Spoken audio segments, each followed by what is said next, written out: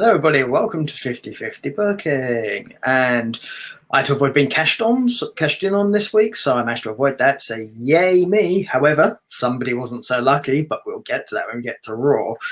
And another superstar on Raw got mugged off. And somebody also kind of put down on SmackDown too, but we'll get to that at some point too. There was, of course, some nice fun announcements on NXT UK, which I'm sure Aaron is very happy about. Happy, but not happy. Yeah, I kind of figured it'd be kind of both. Yeah. So it'd be interesting to see because of what they've done. But anyway, before we get started, obviously, Aaron's still doing the charity stuff. So Aaron is still doing the British Heart Foundation for this month. So it's a song thing, isn't it? I can't remember what you call it. I do apologise. Thing for support. There you go. It's £5 for a request, isn't it? Yeah. Any donation over a £5 gets to pick a song. We've raised £10 so far this month, but they didn't pick a song, so I didn't have to sing. And yeah, no one else has really gone for the donation, so it's gravy for me because I don't have to sing. But the swear jar's at 12 now, so. Well, yeah, anyone who's ever seen you do streaming probably realises there's always going to be something in the swear jar. Well, they chose Fable, not this week, but last week on S Squared. What do you mean? Do you mean on this here when you stream? Yeah, they chose Fable, and my character ended up walking around naked because I couldn't remember the controls to change his armor. So he was walking around in a nice pair of Great British boxer briefs for a good hour, and I was just swearing multiple times because I looked ridiculous. Yeah. Well, there you go. Obviously, this is Aaron's Twitch right here, and of course the other thing, which you can find the link for in the description below. I don't have a graphic for it yet. I'll sort that out at some point though. But you actually have a prop you can use for this. Aaron now has merch, which includes the Caring with Colours mug. Yes, along with various other assortments of goodies. There's a Caring Hug mug, and there's also a Caring Hype mug as well. We got hoodies, t-shirts, and phone cases as well. So, yeah. So check it out, people. As I said, the link is in the YouTube description below. If you're on Twitch, you can probably find it on Aaron's Twitch page, I would guess. And on any stream videos you might watch because they come up in the chat history. There you go. Obviously, I'm guessing also social media as well, probably. Yep. Yeah. Which that'll be easy enough to find because it's usually, you see where Aaron's name is on the screen, people? Yeah, the Caring Colours bit is the social media stuff, so that's how you'll find those. Mm-hmm. So there you go. We'll just quickly do the ones for the network. So there we go. The network has Twitter and there's an Instagram. With the Patreon, of course, which helps support all the shows and various bits and pieces. When we finish the day, I will very quickly talk to Aaron about the possibility of an idea for a Patreon show we'll do when we both have actual free time, which could be interesting to find the free time. Isn't that the truth? Yeah. So, being a wedding photographer at the moment means I'm very busy. So, on top of everything else, and obviously doing these things, yeah. And Aaron, of course, is busy doing the streaming, raising money for charity and stuff. So, literally, it can be fun. Trying to find out how to do anything. And I'm trying to get out a bit more, get a bit more of a social life behind me because, well, I'm an introvert, to be fair, but I would say to be fair, I think a lot of people are trying to get out now because obviously they've been stuck. A lot of them have been stuck indoors for the last year or so. Yeah, I mean, I've been trying my best to reconnect with some old friends. I've just had people constantly let me down though, so I'm just kind of thinking, yeah, maybe I'll just stick to doing what I do. Yeah, it's interesting how things like that help you reassess who actually gives a crack and who doesn't. Oh, yeah. So, yeah, weirdly enough, though, personal-wise, it's a case, obviously, people are busy and they're doing various stuff that they couldn't do before, which I personally understand. But for me, there's so many weddings that have come through right now. I've literally not got a free Saturday until September. Yeah, I won't be able to do next week's podcast either unfortunately. Yes. Because I'm attending a funeral the day afterwards. So Cool. No worries. know, I will sort something out with that. So not a problem. So I will see if I can drag someone in to help. So, or possibly we can do it another day. We'll see what happens. But obviously, because you're doing a funeral, I don't really want you to think about it. So I will try and deal with that, and then we'll just do the week afters. I'm more going for moral support than anything, to be fair. But at the same time, I don't want to be up until late hours of the night. No, I understand that, because obviously there's one thing to go to a funeral looking normal, but one thing, if you go there looking tired, it can also be kind of, people can look at you really, really going, that's not very respectful. So I kind of get that too. And obviously, if you want to be there to support something, being half tired is not going to help you. Yeah, especially with my brightly coloured hair as well. So yeah. Yeah, nice. You have nice funeral hair. Yeah, I'm bleaching it. I'll probably end up bleaching it tomorrow because I've got to give it a few days to recover before I put the colours in for next month, which is the Sponsored Silence month.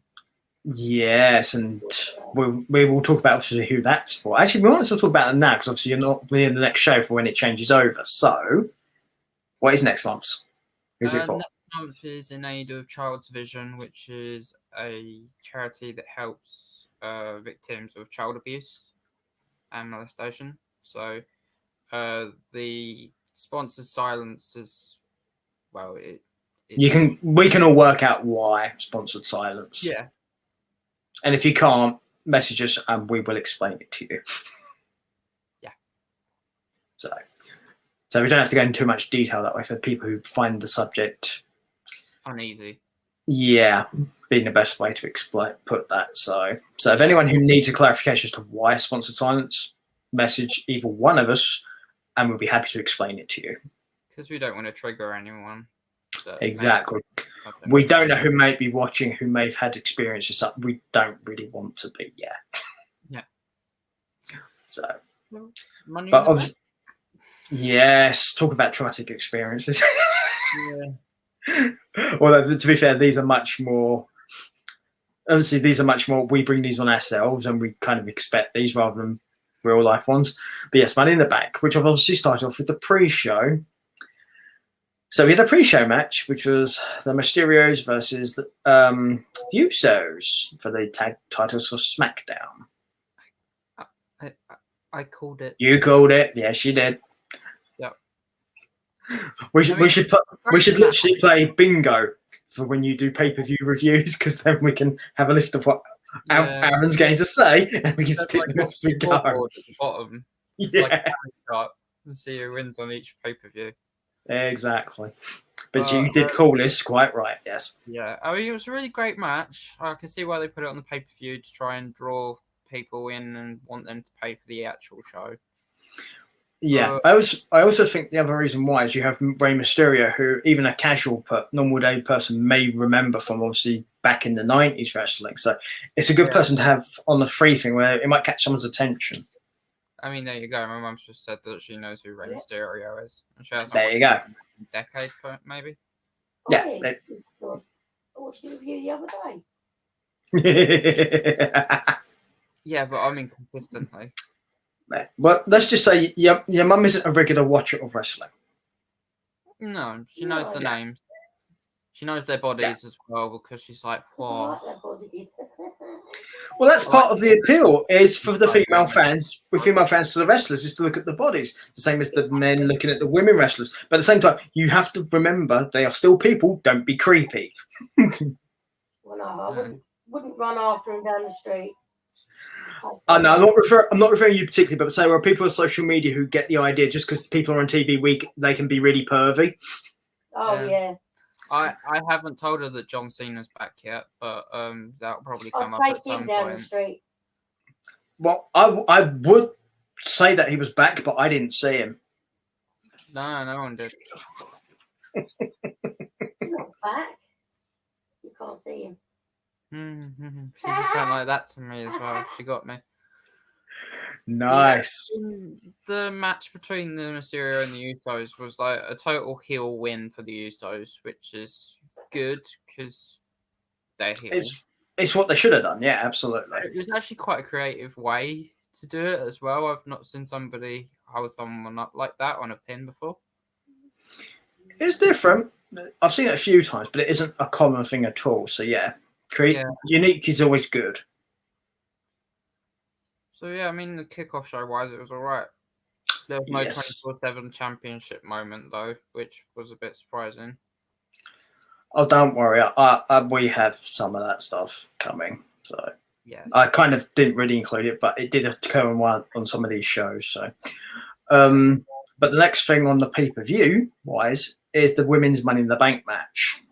And man, I called this. No, I called the fact that the women's Money in the Bank match would be first. You did, but I called the winner. So I think I win this one. I said Nikki or Liv. So you did. But I went solely for Nikki based on the fact that Vince is really high on her character and he likes stuff like that. And Vince does weird stuff. So I just went with my logic of Vince being weird. Were we just going to skip over the Alexa kind of entrance? The Alexa entrance that happened. Aaron. Oops. Bliss. Say Bliss.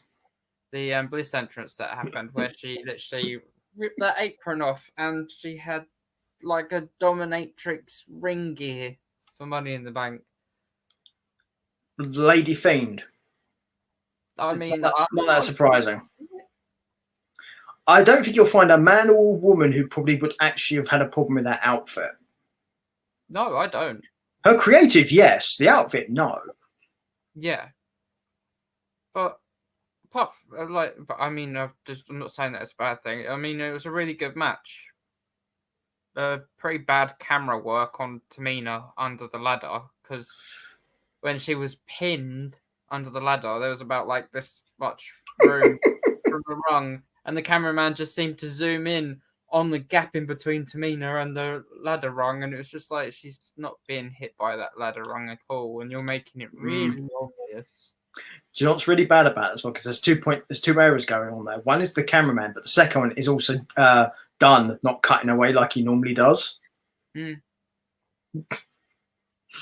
the whole point of the director cutting from scene to scene to scene is so you don't spot things like that. I mean, yeah. Massive congrats to Nikki ASH on becoming Miss Money in the Bank. Yeah. But I didn't like the end of the match because everyone was on the ladder, apart from obviously Alexa Bliss, who got buried underneath all of them. Yeah. One thing I would say though is it is different at least. Yeah. In the women's, in women's Money in the Bank matches anyway, because I don't think they've done that finish before for it. I'm going to turn the camera on my mum in a minute. Oh, yeah.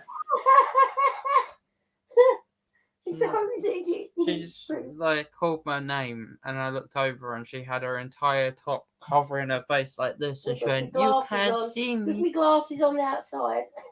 With her glasses on out over the top of her top as well. I thought it was funny.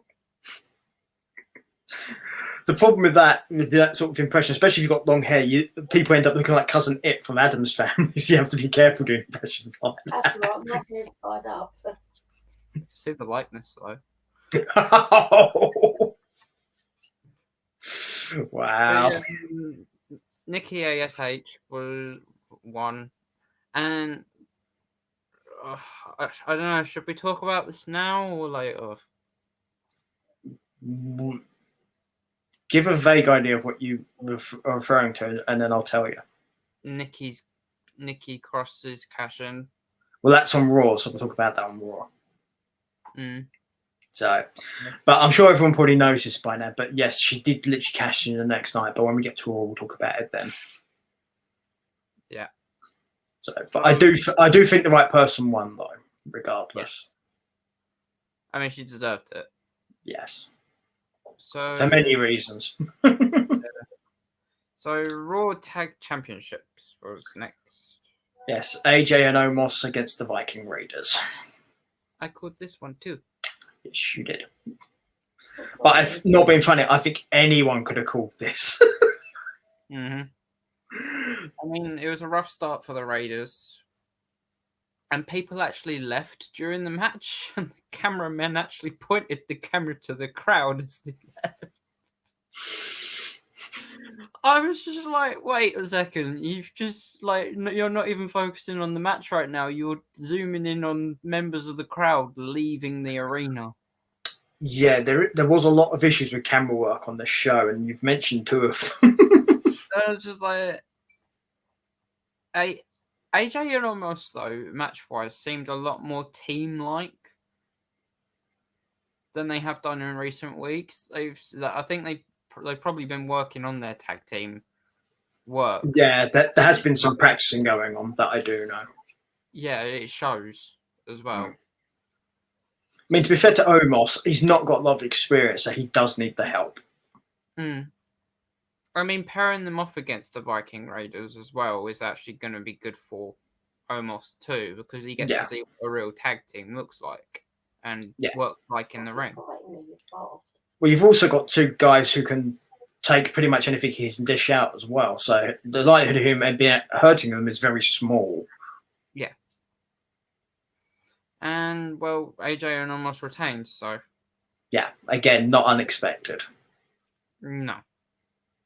So, let's see. WWE title match.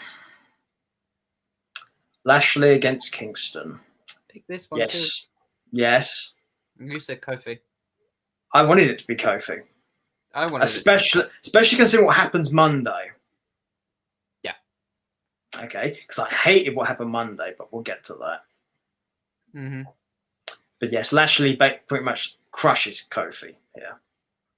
I mean, watching this match makes me want Lashley versus Brock Lesnar even more because of the way they've both dominated Kofi. Yeah. I mean, the first 5 minutes of this match was Lashley. It's set for the first 15 seconds, to be honest, that Kofi actually managed to stomp him and stuff. Kofi was completely blown out of the water. Like, what the fuck was this? Yeah, unfortunately, I have a very bad scenario for you, and I think it's something Vince would probably do. I can see Goldberg beating Lashley and then Goldberg facing Lesnar.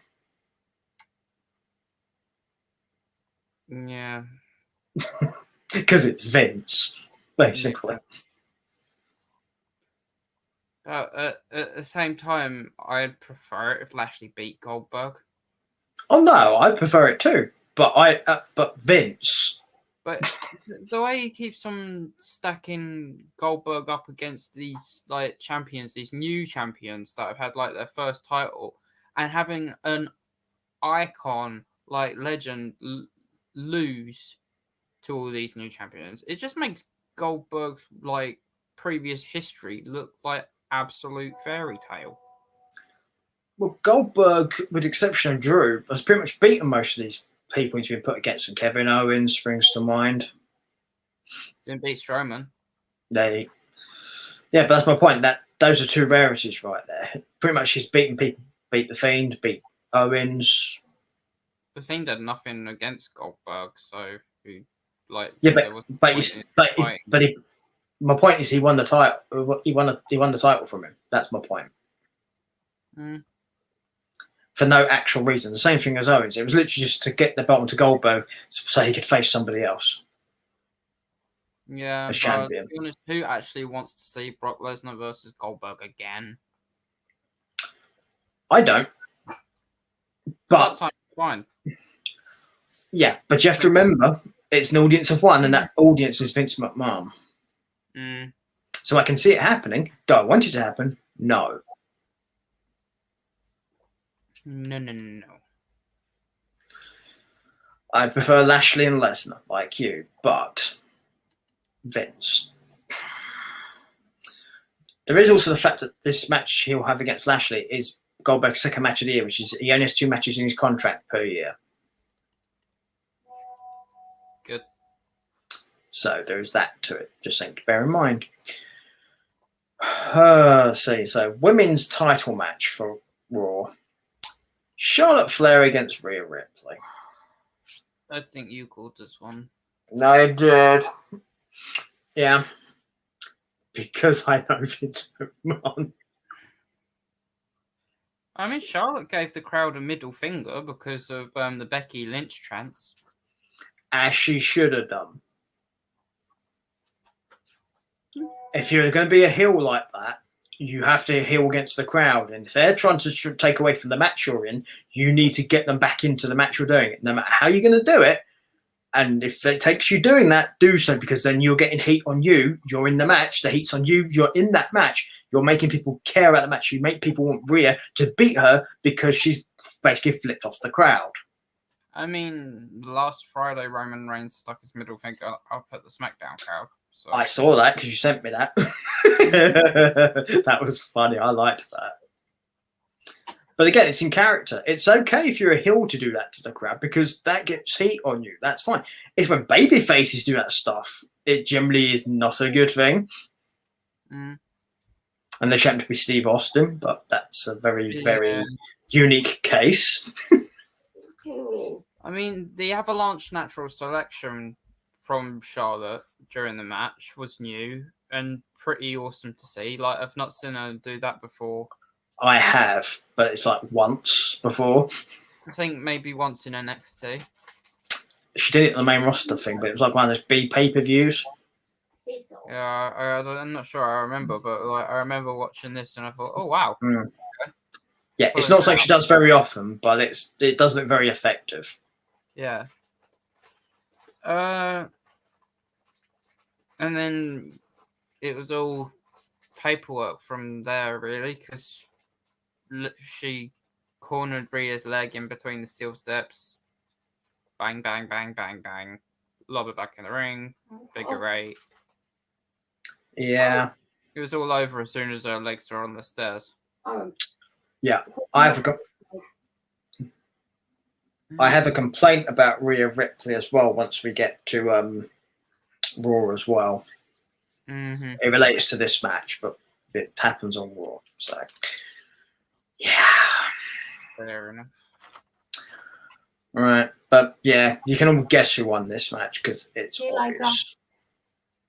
Hi. Bruce, you're not coming. Bruce? Go away. You might need to go get him. There you go. Go away. Just to be clear, she's not calling Bruce Pritchard. It's Bruce the dog, which you people should all know. He's not in the garden because the monsters are coming in. Mm-hmm. I'll be back in a second. No worries. The fun of dealing with things, people. It's just the way it works. But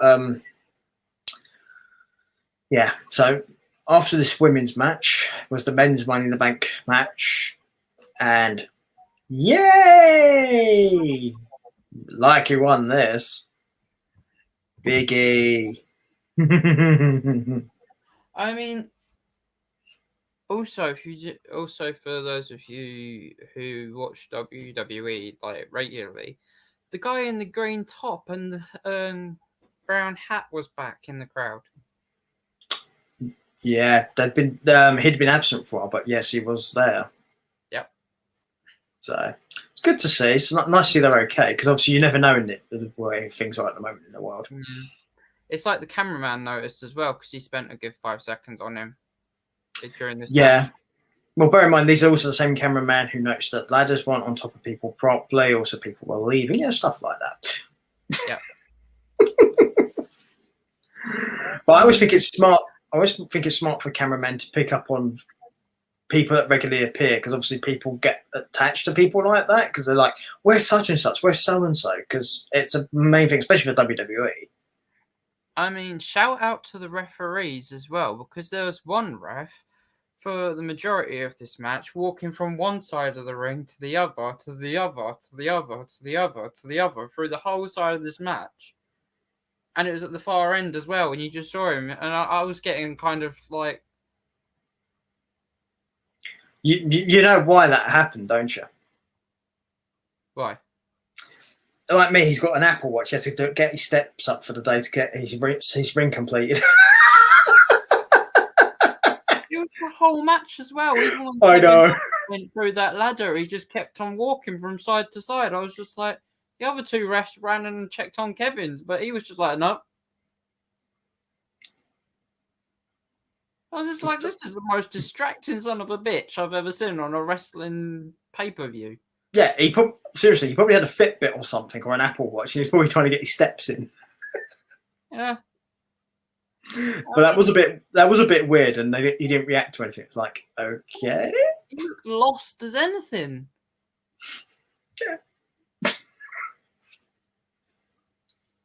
So, yeah, I mean, Riddle, Boogs, and Nakamura segment before the actual match was funny. Mm, Don't remember it. no, I didn't really care, to be perfectly honest.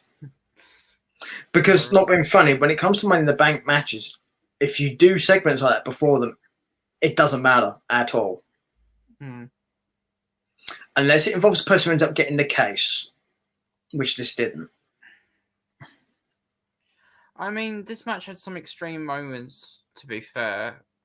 Even before it turned into the McIntyre showcase. That was ruined by Jinder Mahal.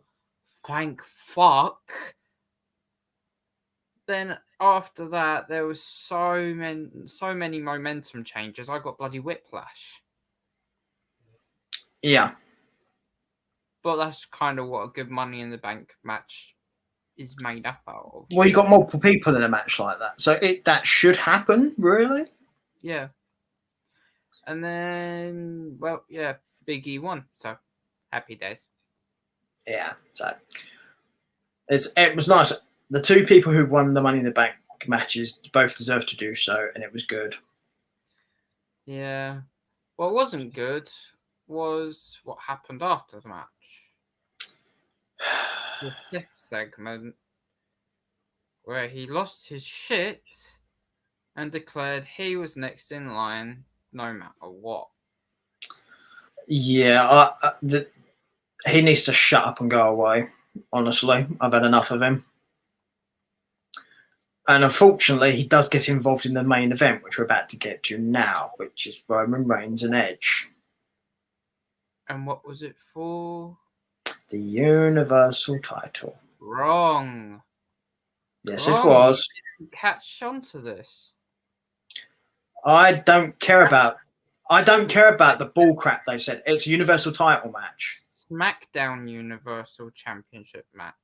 It's still the Universal title. It doesn't matter if it's Brand Pacific or not. Because the WWE title is the Raw WWE title. However, I don't refer to it as such. But they used it on the graphic. Yeah. And there's a lot of shit that gets used on graphic. Doesn't mean I'm going to say it. Yeah, but when they did the WWE Championship match beforehand, they said the WWE Championship match. Yeah. But they called it SmackDown Universal Championship match. But you're also forgetting there were drafts which shifted people around from different brands. Because once upon a time, the Universal Championship was also on Raw, so I don't read as brand specific names for those main titles. The tag titles are different because they were named specifically for those shows. The Universal title and the WWE title were just called that. They had nothing to do with being branded. I'm gonna laugh if this draft happens and the Usos go to Raw and Roman stays on SmackDown. What's he gonna do? No idea, but that really depends on what Fox wants. Let's be honest, because the networks are going to have a big say in how these drafts work. Your mum's there. Don't let the dog out here. I'll take the stairgate down. Okay. All right. Bye. Love you too. Yeah, because apparently Roman needs help to win his matches again. And I fell asleep halfway through this one too. I don't blame you. This was slow. This was boring. Mm-hmm. But I think that was the point. And then when I watched it, tried to watch it again the next morning, I fell asleep. Yeah. Again. Yeah, I think the slow and plodding thing is deliberate on the part. I think the idea is to make Roman basically a very methodical wrestler. But the problem is you can be methodical and not be boring. Entitled her to watch this match 5 times. Right. And that's 4 times more than you should have done. Mm-hmm.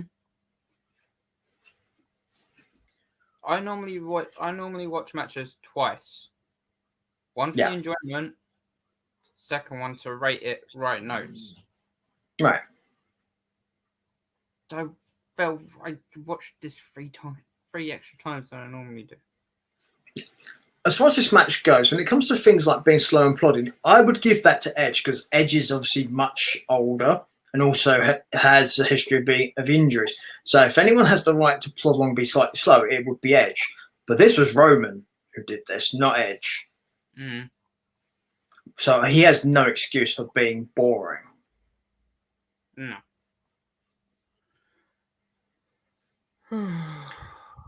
But yeah, Roman ends up winning the match and retains Well, due to a bunch of interference. Let's be honest. Michael Cole made a mistake.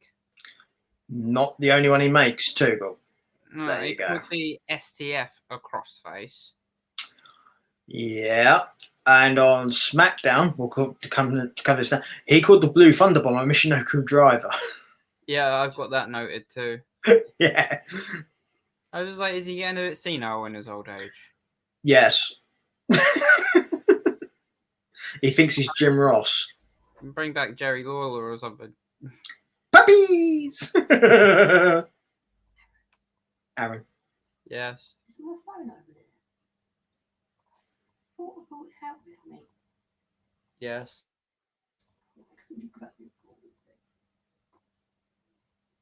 Yes. Thank you. Sorry to be a pain.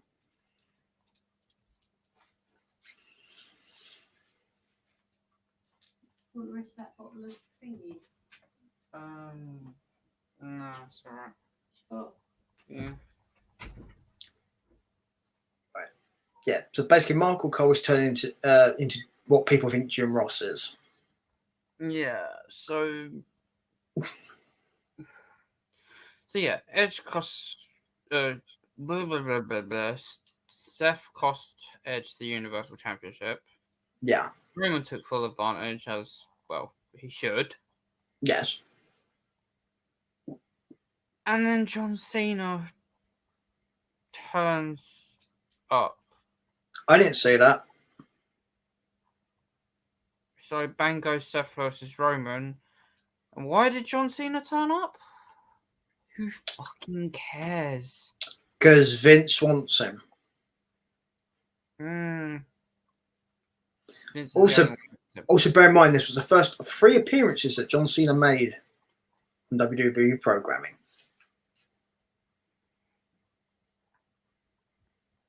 I repeat my previous statement. And but here's the thing: 2 of those 3 appearances were literally just because, oh look, I'm here. At least the last of the 3 had a point. But we'll get to that when we get to SmackDown. We can't see him. Yeah, I mean it did because he actually does. There is something actually relevant to what's going on as opposed to going, oh look, I'm here. People aren't booing me. Isn't that weird? Shut up. Have you heard the crowds lately? They're cheering at everyone just because they're back. Well, to be fair, they're not cheering.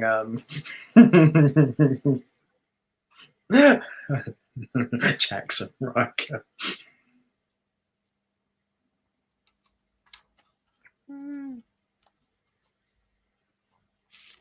No, we will get to that because obviously he does have a match on Raw, which we're about to do in a minute.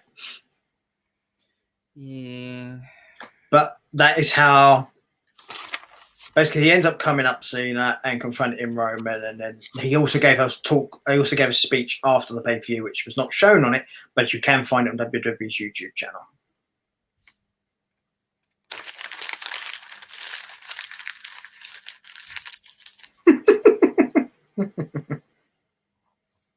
Yeah, you was that impressed, were you? Yeah. So Money in the Bank, essentially. Yeah. And I'm assuming that was for the ladder matches. Yeah. Yeah.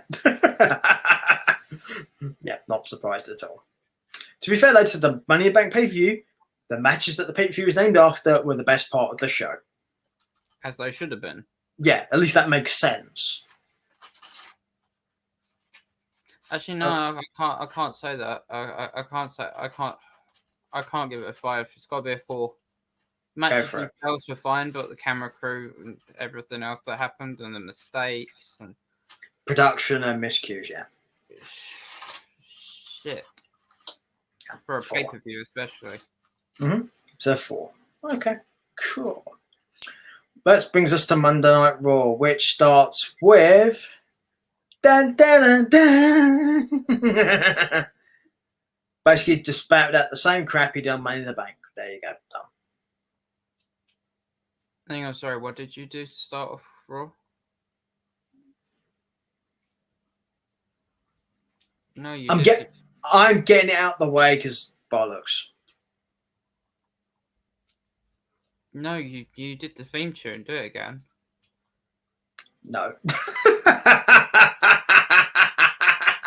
Oh, come on, Paul. Do it again. If you missed it the first time, I'm not doing it again. I'm not a trick pony. I don't dance. I'm not dance monkey dance. Paul Heyman did on Friday. Yeah, but that's Paul Heyman. He's paid to do that stuff. I do this stuff because it's funny and it amuses me. Yeah, it amused a lot of people what Paul Heyman did too. Generally, Paul Heyman, it does amuse a lot of people. Generally, people don't realise how much he puts into making people find him funny. Or what happens to him funny. Yep. So yeah, the Cena bit, we're just done, gone. Right, fantastic, right. Yeah, I mean, the fact that Cena was on Raw as well just made no sense to me. He was literally there because the USA told Vince McMahon they wanted him. That's literally why he was there. Mm-hmm. Basically, it's the networks being, well, she's on SmackDown, we want him on Raw, because Cena, unlike most of the other talent, is not drafted, so he doesn't have a particular brand he has to be on. Yeah, he's a free agent. Exactly. See, first Riddle and Cena segment though at the end of this. I didn't even list that because I didn't care. I thought it was funny. Well, if you want to talk about it, by all means, go ahead. But it didn't do anything for me. No, that's fine. Then we had Riddle and the Viking Raiders versus Morrison, AJ, and Omos. Mm-hmm. Why? I'm guessing so they could do a spot where AJ tagged in Morrison instead of Omos, which was a bit weird.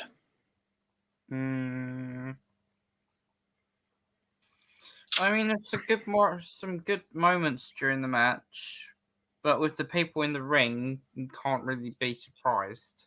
Yeah, shock horror. 5 out of the 6 people in this match know what they're doing and are actually quite good.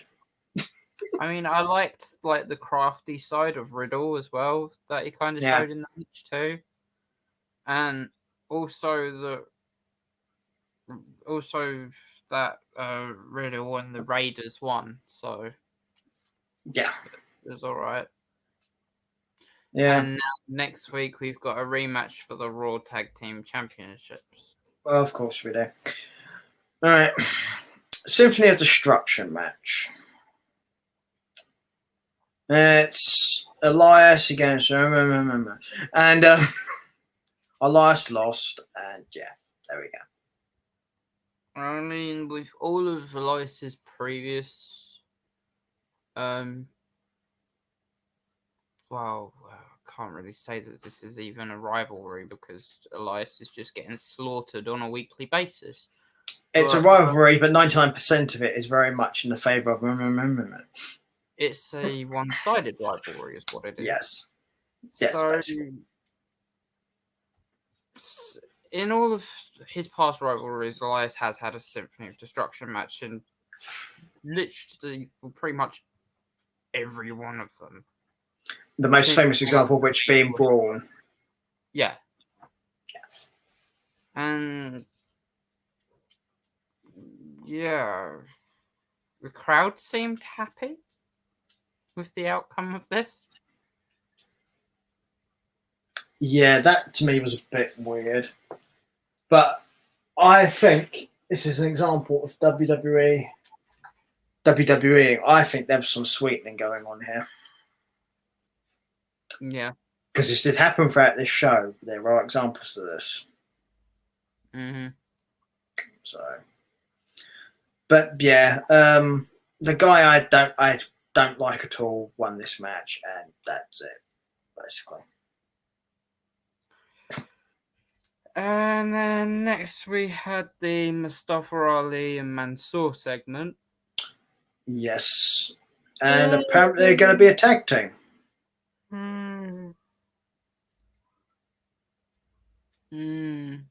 Not the worst use of them though. To be fair, not the worst use, but at the same time, I thought this storyline was going somewhere.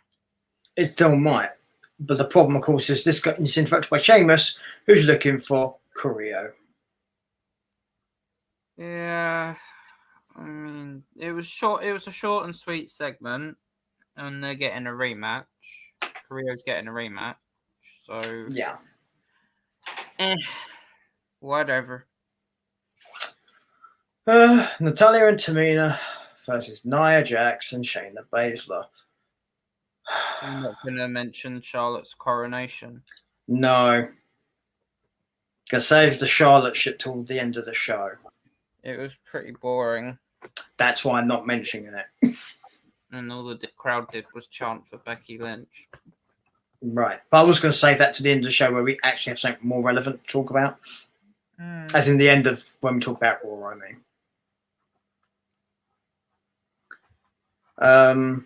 Yeah, so Natalya and Tamina against Jax and Baszler. Natalya and Tamina won. There you go. Simple. Why Baszler and Jax are still a team, God bloody knows. No comment. Don't know. Don't care. Wish they split up. Yeah, there you go. So yeah, that's that tag match done. Next off that, Sheamus against Carrillo. No, Reginald. They give a shit about Reginald. We're not talking about Reginald. Don't care. No, this was a good thing though. Don't care about him. They got rid of him. No, they didn't. Now the Dick has the 24/7 championship. Sorry, but they didn't get rid of him. Oh, fuck off. It looks like they did, but they haven't. What? Yeah, they haven't. Nia headbutted him. Yeah, he's not gone. I'm confused. Welcome to WWE booking. From what I understand, he's still going to be around. Yeah, because he's got the 24/7 championship. No, I mean around that.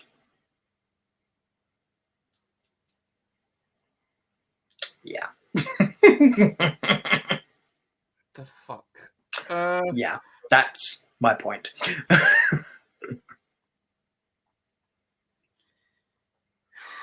I liked Nia's new haircut.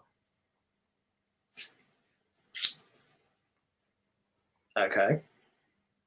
I just thought I'd mention it. It's nice. No, it's fair enough. Didn't really bother me one way or the other. But, you know. No, if you liked it, though, that's fair enough. That's cool. I've never wanted to tie up a dog ever. Anyway, so Reginald 24/7, blah blah blah blah blah. We'll be back around, blah blah blah. Yeah. Bye, Bruce. Bye, Bruce. Right. No. You do realise you're essentially Vince McMahon and he's Bruce Pritchard. Just saying. Ow! Get off.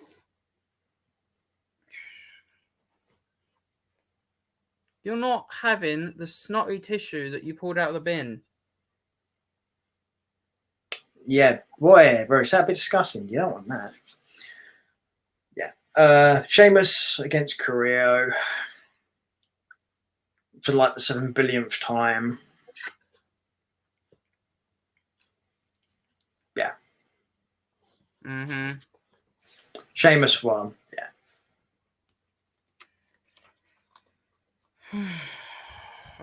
New entrance for Sheamus was interesting. Yeah, that was something.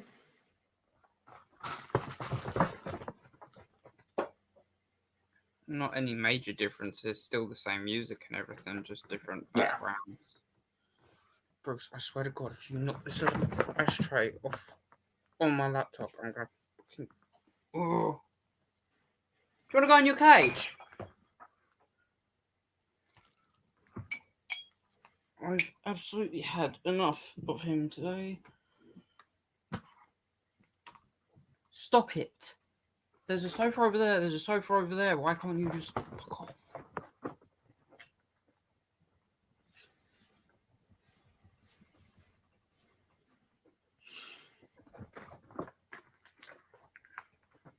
But because that'd be too easy for him, I'm guessing. He ran off earlier with a pair of scissors open in his mouth. I'd like to say I'm surprised, but I'm not. He was holding them by the handle too, so they were open, and when he ran towards you, he could have quite easily stabbed you in the leg. Again, I'm not that surprised. If anybody ever comes round and I don't want them round, I'll just give him the pair of scissors and I'll lob his ball in the opposite direction. Just watch him cut them across the legs.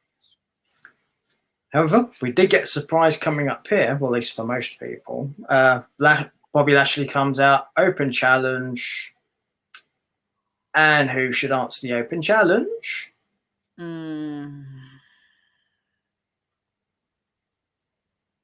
Apparently, Aaron doesn't remember. So,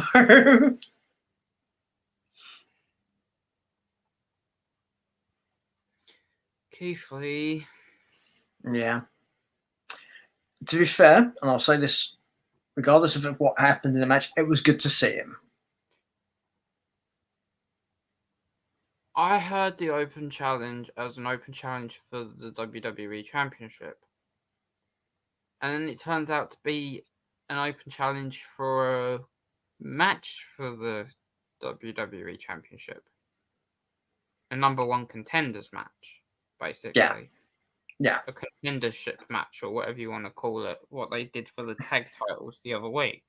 Yeah, it's something they've snicked from AEW, because AEW do this a lot of the time. They'll have a title eliminator match where a team will face the champion, and if they beat the champion, they get a title match. It's a way AEW get round sometimes having to have somebody face a champion who's not in the rankings. But that's just essentially what this is. I'm glad to see Keith Lee back, though. There was a lot of issues going on there, but it's good to see him up and functional. Yeah, but then in the match, Lee got distracted by MVP and got a spear for his troubles. Lee broke the lock. Yeah, to be fair to Keith Lee, a lot of people get distracted by MVP. He's not the first. Yeah, I mean, after the first spear, Bobby went for the hurt lock. Lee broke the hurt lock. Surprise, surprise. Good luck putting him in that. Yeah, as he should have done. Because, I mean, people who have seen Keith Lee's side should realise that is a realistic thing he could probably do. And then got speared a second time for his troubles and pinned. So, not a great return, but welcome back to Keith Lee. Yeah, it was good to see him back. Bear in mind, there was somebody who had a much worse match on this show. Yeah. Don't worry, we're getting now. I'm sure you've got quite a lot to say about this. And then also we got the music of Goldberg hit. Yeah, Oldberg come out basically and said, "You're next." Blah Front blah hit blah match. blah blah. Yeah, Bobby looked shocked when the music hit, to be fair. they might not have told him he was there. Yeah, and Goldberg shouted in Lashley's face, and that just seemed to piss Lashley off. Yeah, something I wouldn't recommend anyone doing while they're shouting in Lashley's face. The guy is actually a legit MMA guy. He has MMA matches experience. He's also an ex-special. He's actually ex-military as well, so I really wouldn't recommend it. No. Whether or not you are a, like, WCW legend. Or a former Atlanta American football player, which is also St. Goldberg is. Mm-hmm.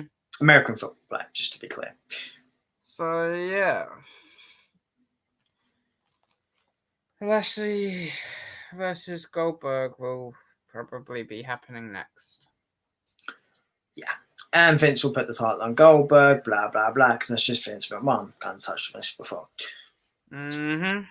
And Hope I'm wrong, but I don't think I am.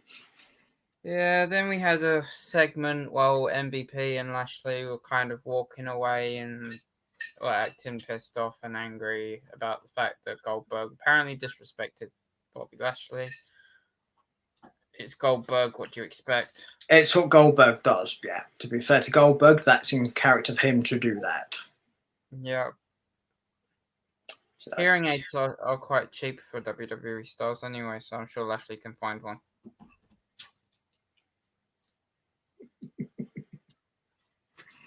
well, The gender segment. yeah. And I like Yes. this. 20 chair shots later, and I think it's safe to say McIntyre isn't happy at all with Jinder Mahal and his lackeys. I don't see where you get that idea from.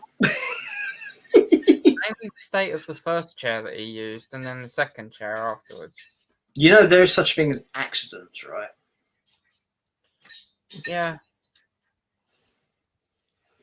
You made it look like a bloody accident had happened. Yeah. Just to clear, this was very much deliberate and very much making a point. And Also, very hurt. Also very in character for Drew, so that I don't have an issue with. No. So, And as I said before, ouch. Yeah. Whether I agree with this feud, it's not relevant to what this particular bit. This bit makes sense because this is something Drew as a character would do. Yeah, and it's something that the guy deserved for pulling him off the ladder in the match, even though I Right. don't want Drew to win. Not the point. If you're Drew, you would want to get your own back on the person responsible. Yeah, it makes sense. No.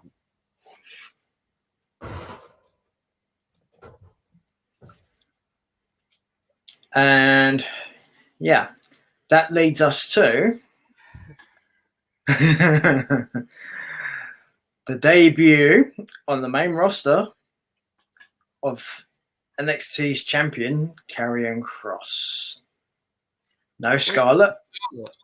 No Scarlett. No, and yeah, no effects, no nothing. Yeah, we have the Scarlett needs to wrestle thing, absolutely. But basically, we're very stripped down Karrion Kross.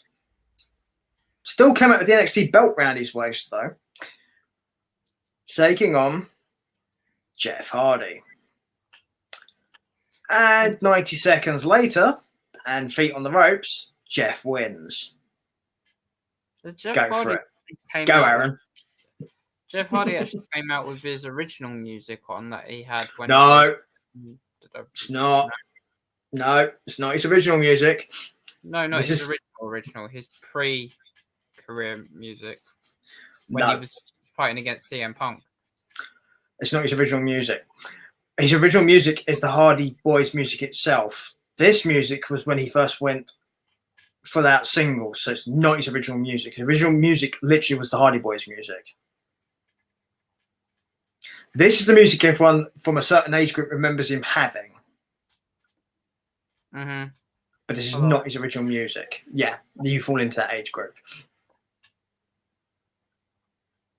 Yeah, I was on about this was his original singles career music. No, it still wasn't. He's literally started with the Hardy Boys music first, even as a single star. Okay, He didn't get this until a while into that. Most. This is the music that I remember most about Jeff Hardy. Yeah, and it's also worse. In my opinion, to be clear. If you like this music, fine. I don't. So, yeah, a twist of fate indeed, to be fair.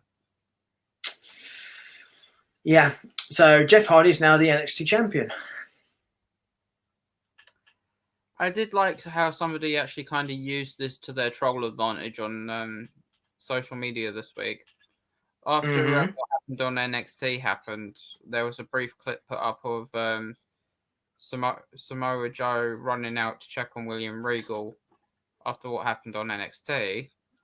And somebody in the comment section said, "Man, they really shouldn't have brought back Joe. They should have." No, they said Jeff Hardy would never have let that happen. No, he wouldn't. Yeah, NXT champion Jeff Hardy would never have allowed that to happen. No. For those of you who are not aware of this, this is a running gag amongst a lot of wrestling experts right now. Is Jeff Hardy is the NXT champion because he beat the NXT champion, and he did it so easily. Yeah. If we have a match for the NXT Championship on Raw. Also, the other thing about that match, up until that point, Karrion Kross had not lost a singles match. No, never. So, yeah. And look at the way they've been booking Jeff Hardy up until now. Not great. It makes me think, are they going to be taking a step backwards and getting Jeff into NXT? I actually suspect this is more about NXT. And from what I've been told from people who have said things, it's almost like NXT are being punished because they failed to be AEW in the ratings. So NXT wrestlers are being punished as a result. There's nobody's fault, really. That's not how apparently Vince looks at it. He doesn't even watch the show anyway. But he does get the data and analytics from the viewing figures and the numbers. That stuff he does get. If he cares that much, maybe he should watch his product. No, he cares about the money and what comes in from it. He doesn't care about the minutiae of the stuff. He cares about winning. That is Vince McMahon. At least old Vince McMahon. Younger Vince McMahon probably would have been more involved. No, because once upon a time he was more involved. He was very much hands-on. He's not now, though.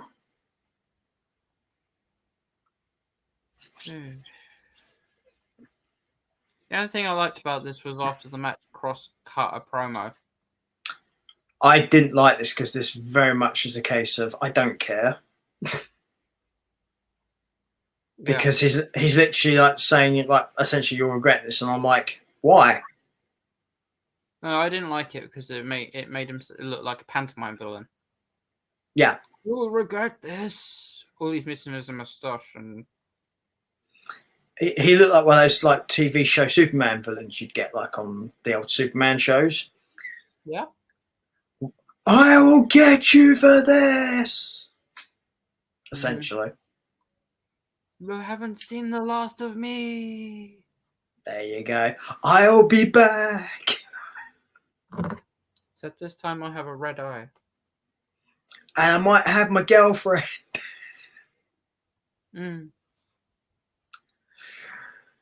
So, yeah. Then we but speaking of playground, I'll say, yeah, speaking of stupid shit, the fucking doll's back.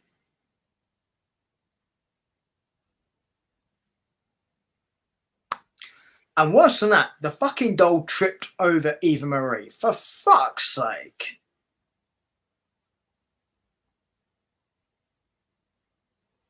And this is to Eva Marie particularly.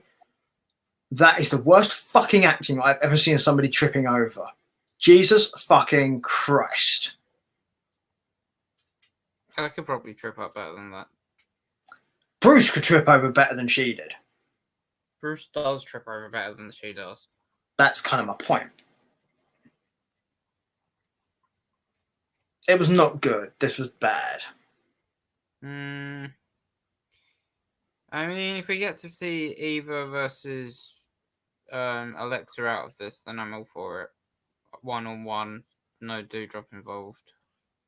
Well, I don't think Piper's going to be involved. I think it very much is Alexa and Eva Marie. I mean, you may end up having Eva Marie use Piper as like a flunky in a match, maybe, but that'd be about it. But they've also got also it's a case of they'll end up possibly having a tag team match where it'll be Bliss and Lily versus Eva Marie and Piper Niven, and Lily wins the pipe pinfall over one of them.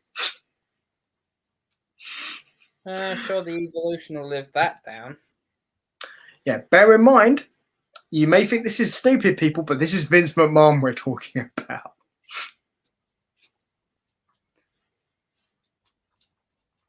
Who literally early on in his program beat his developmental champion in 90 seconds.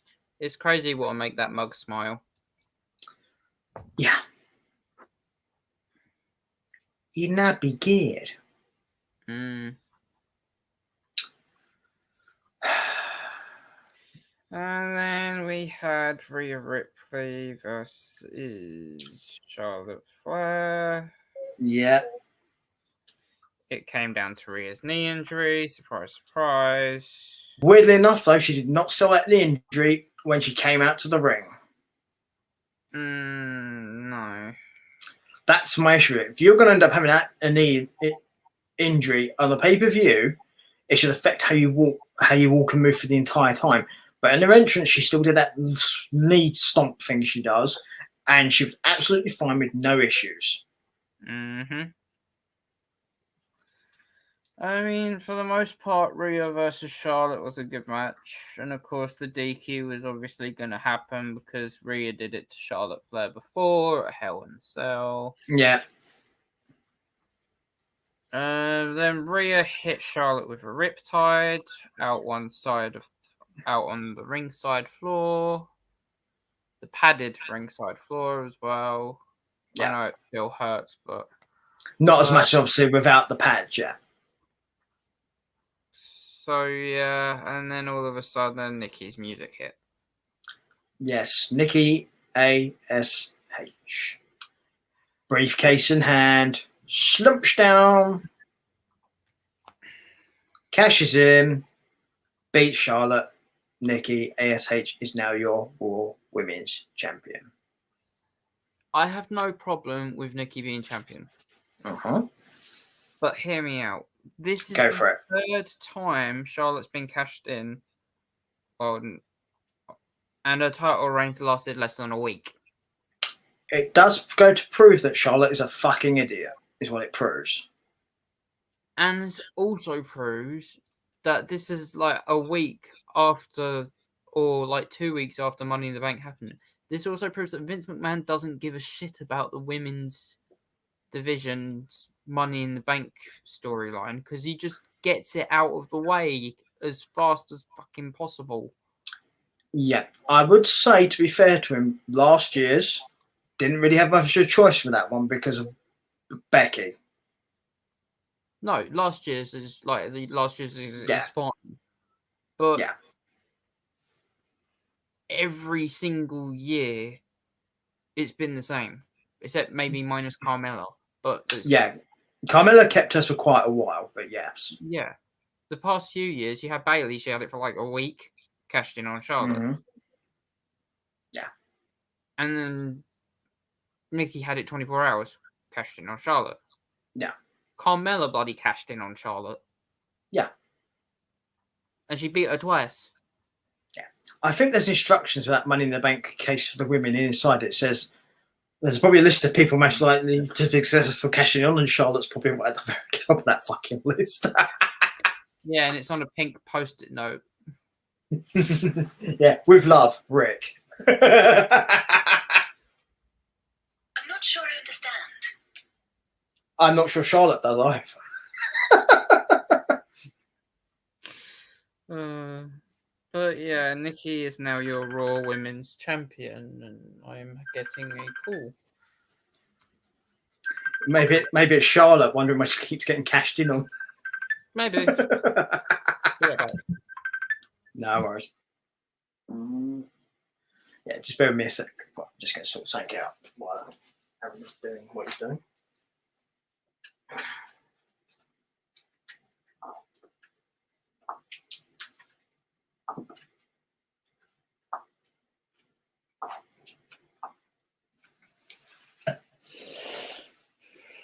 Yeah, there we go. Yeah. Just had to resort out the backdrop there. Had a few issues, but should be good now. But yes, Charlotte doesn't seem to be very much a case of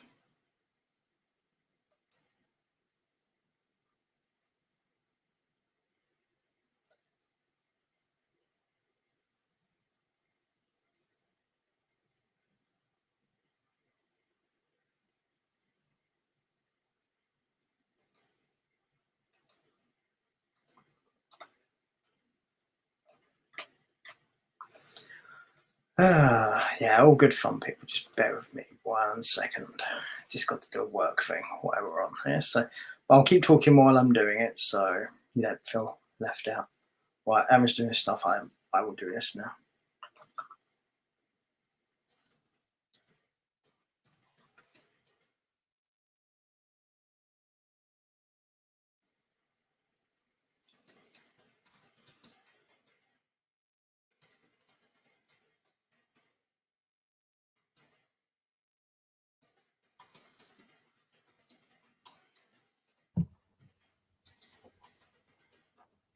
Right. Hello. Hello.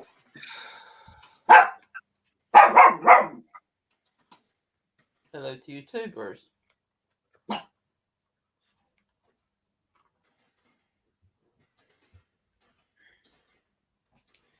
Everything okay? Yeah, just very quickly doing a work thing while you were absent. So this won't take me very long. That's fine. So yeah, very happy for Nikki Cross on a Raw Women's Championship win. And then Damo Mackel was as well. If you didn't catch the stream this week, seemed very happy for her. Well, you'd expect it to be because it's a good thing for her. So she's being used and she's on stage, she's champion. So it's good. It's just what she wanted. Yeah, I mean, I gave this week's Raw a 6 out of 10. To be fair.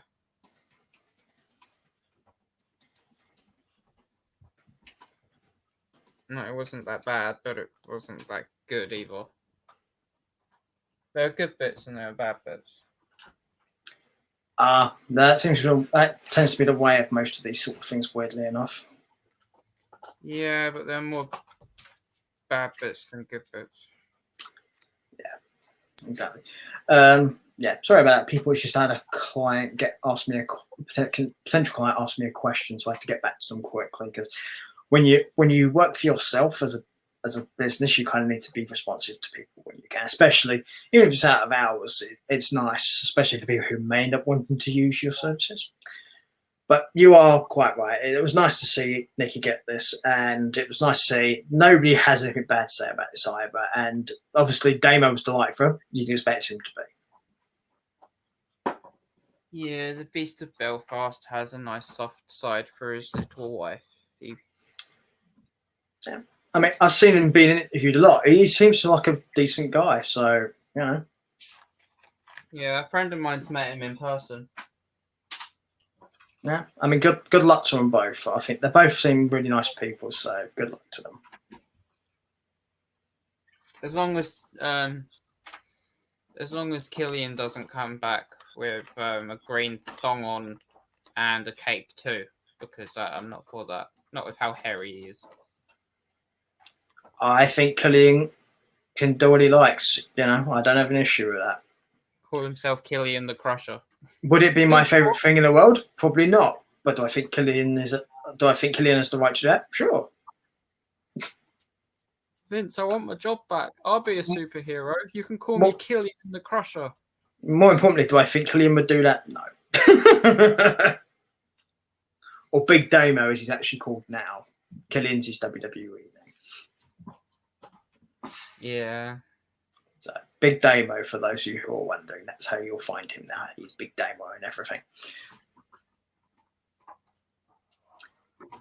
So yeah, Raw. So that brings us to NXT.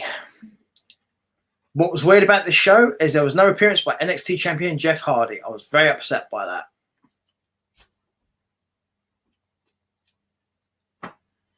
Relatable. He just won the belt and he doesn't even appear on the show. Jesus Christ.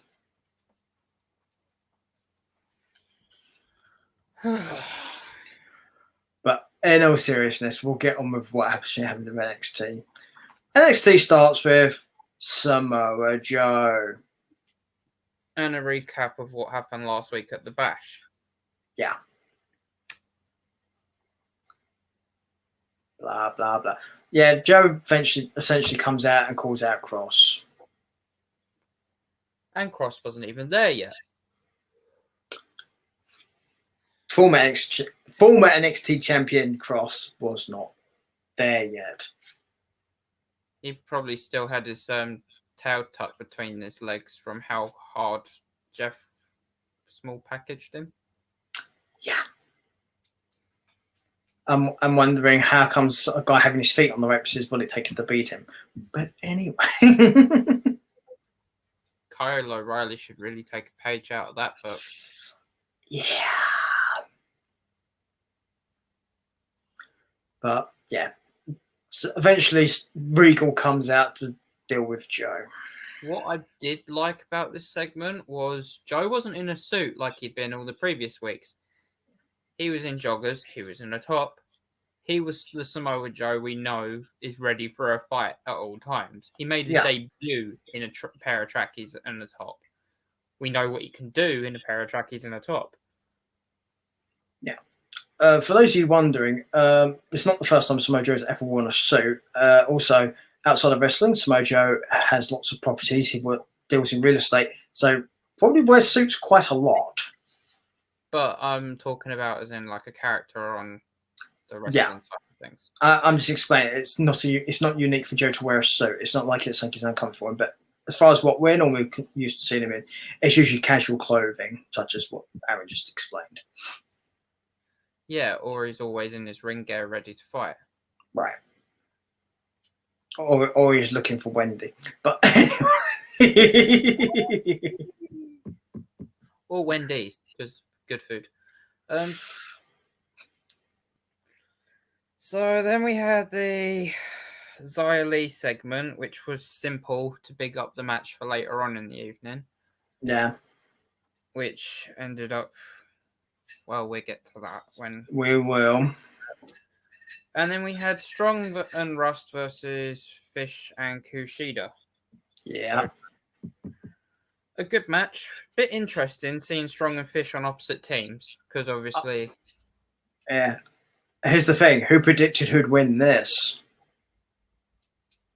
I didn't. I did. I mean, I don't understand why. It makes no sense, but I kind of figured this would be what would happen. Yeah, I mean, it's their first loss. Right. And they've only had one match. Yeah, way to build up your act, guys. You can't even blame Vince McMahon for this because Vince doesn't deal directly with NXT. This is very much a Hunter and Road Dogg thing and Shawn Michaels. The only way I can see this going is the Undisputed Era thing that I said beforehand, where Fish joins Dynamite. This week he turns on Kushida. Yeah. Fourth member. Yeah. But the only other way I can see this going is them re-injuring possibly Fish. Maybe. Kushida, something along those lines. Yeah. Strong ends up with the Cruiserweight Championship. And then Fish comes back and fights him for it.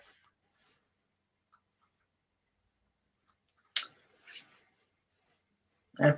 Well, let's face it, none of them want to go in the NXT champion Jeff Hardy because they're all scared of him. So, Yeah, with that face paint, who wouldn't be? yeah. Also, Jeff has mastered unique ability to pin people using the ropes, which apparently is devastating. And 2 sets of eyes as well. Yeah. So next we had Frankie Monet versus Jane, I want to say, because they Jace Jane. Jace Jane. Okay, Yeah. so the name was said. Mm-hmm. I think they mentioned it once, and They did mention it, but I also checked to see what it was as well. yeah, I heard Jane. I didn't hear like first name, so I've literally just got Jane on my notes because JC Jane. JC Jane. Like, I was a bit. It annoyed me because again, if you're competing in NXT, you want your name to be mentioned. You want people to remember your name, and this wasn't actually the worst match. Yeah, you would think so. Also, Frankie came out with the remnants of the Robert Stone brand. Yeah, and Mandy Rose posed on the commentary table as if she was using it as a sun lounger. I don't Basically, think blocking the view of the commentators. Yeah, that's very clever. Yeah, and I don't think anybody told her that there's a roof on the CWC. Because she Probably looked not. like bathing. Yeah, probably not. No. And another impressive win for Frankie Monet. Yeah. Bruce doesn't like Frankie Monet. Well, Frankie does have that dog, so it might be the dog. I know he likes the dog. I put NXT on TV this week, and he actually shut up for the Frankie Monet segment when he saw the dog. Oh, well, maybe he doesn't like her treating of the dog then. Maybe. Yeah. Oh, Bruce, what have you been told? Oh, unless I've missed something, the next thing I have is there's a setup for O'Reilly and Theory. Yeah. There was. Which eventually leads to a match. Yeah, I liked how Gargano said, "You got yourself into this mess. You've got to get yourself out of it." I think I'm with Gargano on that one. I think that makes sense. Mm-hmm. The new Austin Theory entrance was actually pretty nice. I like that he actually got his own music now to go for it. The no look high five on his own though was kind of stupid, and maybe it's a sign that the way might be going separate ways. Maybe they've lost their way. I think they lost that a little while back, to be fair, but well, we all know Indy Hartwell's lost her way, but we'll get to that. I mean, it could be the best thing for her. Well, you would say that. It could come down to Candice and Johnny versus Indy and Dexter. Yeah. Which means you get to see your favourite wrestler in a match. So you're not going to be upset by that, are you? I'd like to see Dexter versus Gargano at some point. And it would be a good match. That's not being biased towards Dexter, because I do like Dexter Lumis, but at the same time, I know. Yeah, it could be interesting though. I will give you that.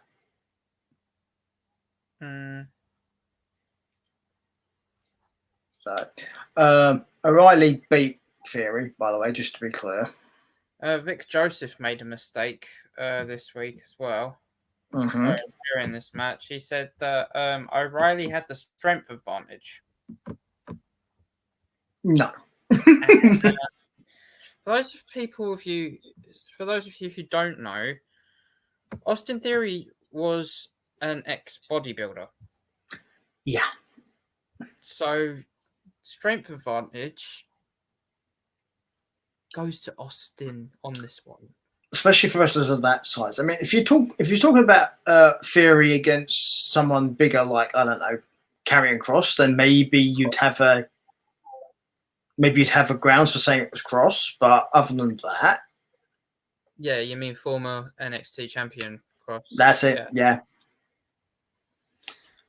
I'm just curious because he didn't seem right in himself, Vic Joseph, this week. He didn't have as much, I don't know, like emotion. He didn't seem in it, like in the matches. Well, I hope everything's all right with him. He might be having something going on at home or something. Well, hopefully he is all right. But also, sometimes people just have an off day. Maybe it's just that. Yeah. But whatever it is, hopefully he's okay. Yeah. Because I don't know whether, like, sometimes you just know with certain commentators whether or not they're having an on or off day. And Vic Joseph, he's never really had one. So for him to make a mistake, I was a bit like, okay. And then he didn't even, like, touch upon it either. He just carried on.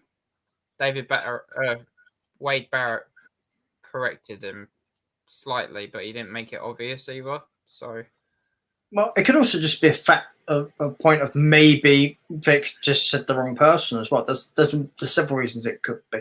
Sometimes people also misspeak names. It's a common thing. You'll try to say one person's name for some reason, the other person's name will just come out your mouth. yeah, I mean, but as far as the match was concerned, it was really good, especially how we saw Theory actually wrestle on his own, which was great. But Kyle snapped and got the submission victory. So, and pretty much tried to snap Theory too with that heel hook thing he does. Yeah, well and truly snap. Yeah. So, but still not as lethal as a small cradle with your feet on the ropes. Nope, nothing more lethal than that apparently. Uh-huh. The most dangerous move in sports entertainment today, because obviously the RKO's not anywhere. If you're a WWE performer, then yes. I would point out if you're an AEW performer, I can think of something much more dangerous, but that's not. We're not. This isn't an AEW show.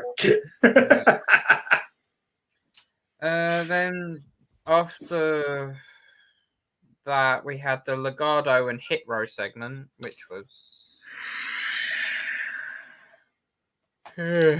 yeah. Indian and Candice, yeah. Wrestle already, just get it over with because I'm bored of segments. If they're trying to like build up hype for it, have one of them smack them around the face. Don't just spit bars at each other. Yeah, Candice used to slap Indy to try and like, wake up, girl. He's no good for you. Blah blah, or some bollocks like that. I don't fucking know, but yeah. I mean, the segment on itself was funny, and Austin Theory himself turned around and said, like he went for the no-look high five and ended up just walking away because Gargano was too focused on Indy and Candice, and just I don't know. Yeah, progression. But then we got tournament Chase versus Odyssey Jones. Yeah, from the breakout tournament. I like Odyssey Jones. Figured you might. A good match. I mean, and Jones got the win. Yeah. Is he a second generation superstar? The name's familiar, but I honestly don't know off the top of my head. But it does ring a bell. Yeah, I mean, I will actually look into it. So I wasn't sure whether or not he was related to a certain WWE superstar. See, he's got kind of a look about him. Yeah, I'm going to try and see if I can find the guy. Just bear with me. I'll see if I can find something.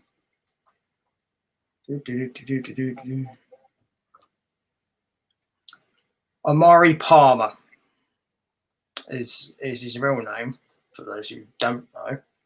Yeah. Let's see. All right. Just looking at details now.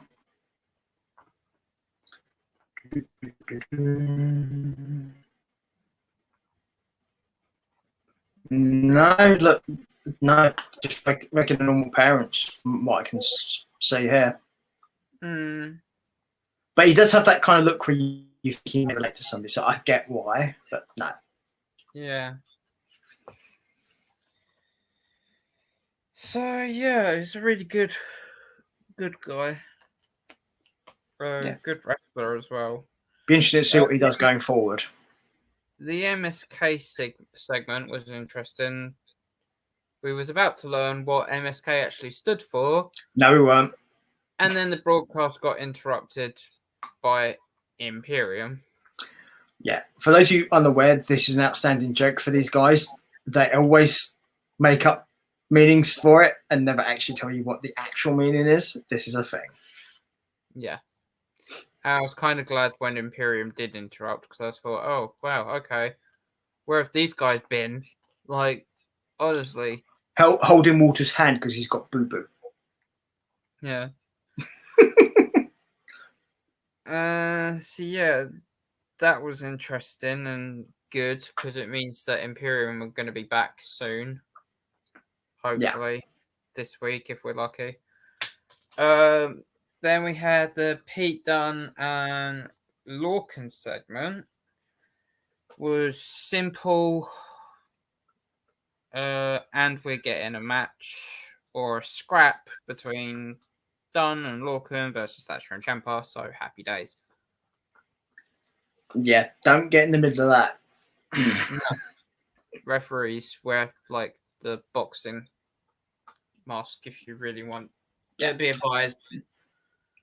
Unless you're Jeff Hardy who can do a small package the way he does, then you're not safe. No. And then we had LA Knight versus Drake Maverick.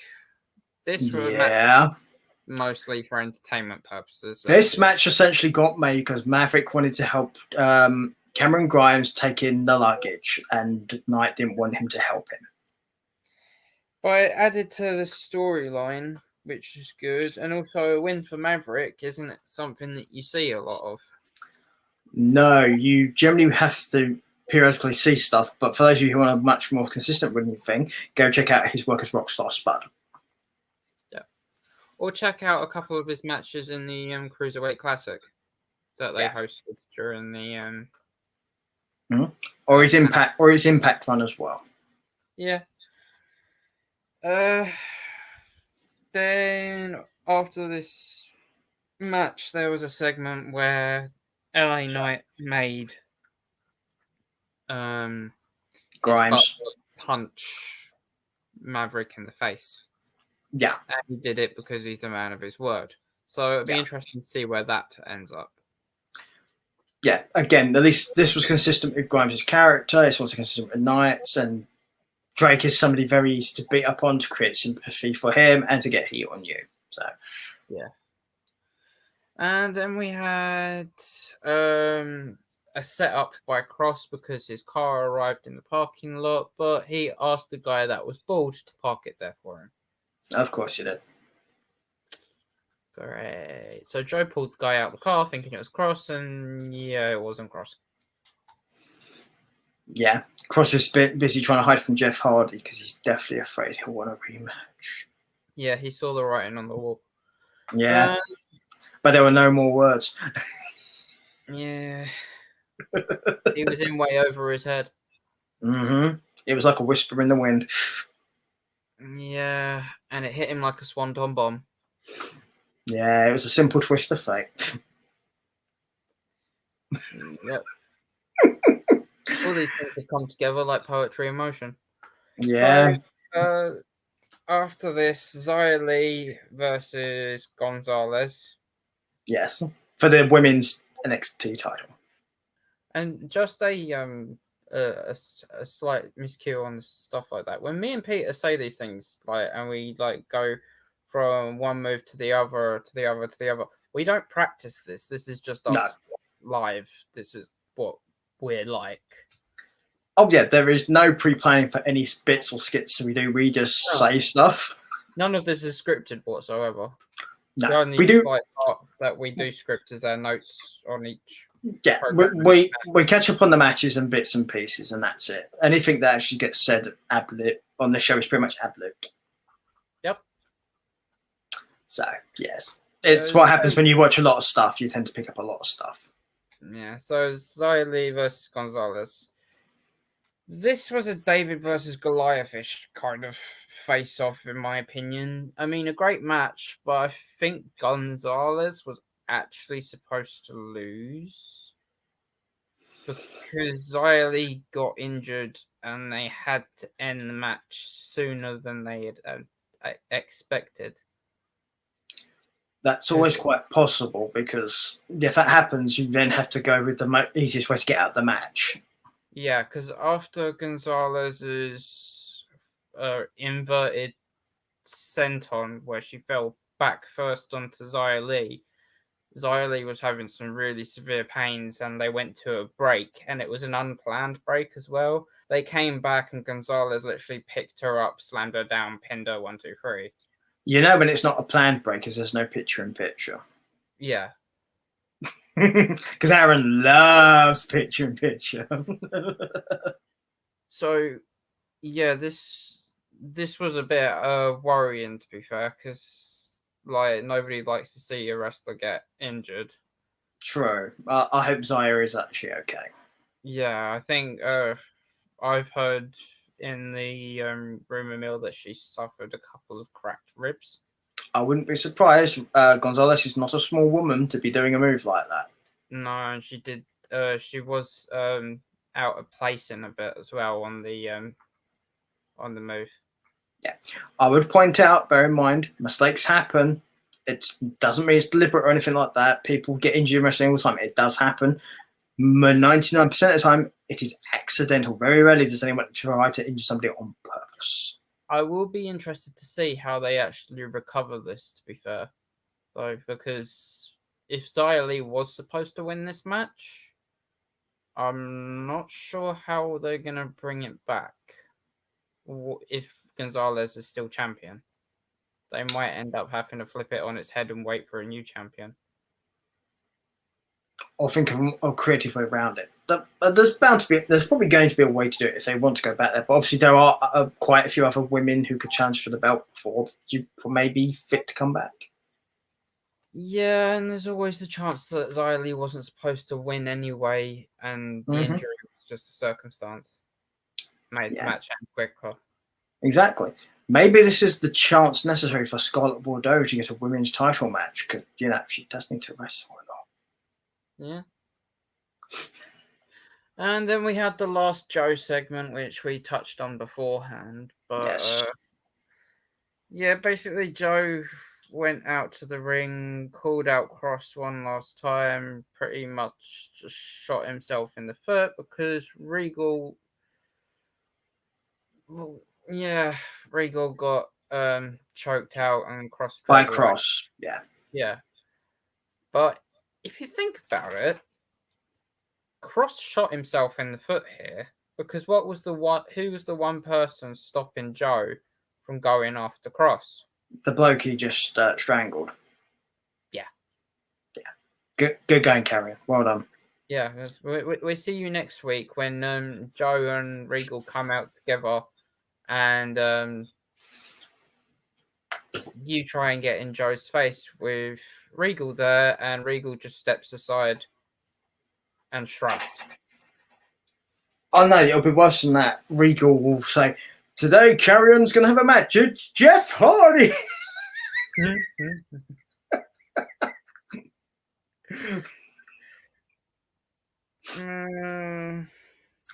Although we kind of actually know what's going to happen in NXT for the next 2 weeks. If you don't want spoilers, stay away from certain internet wrestling sites because NXT is being taped for the next 2 weeks because it's been moved to the Sci-Fi channel in America because of the Olympics.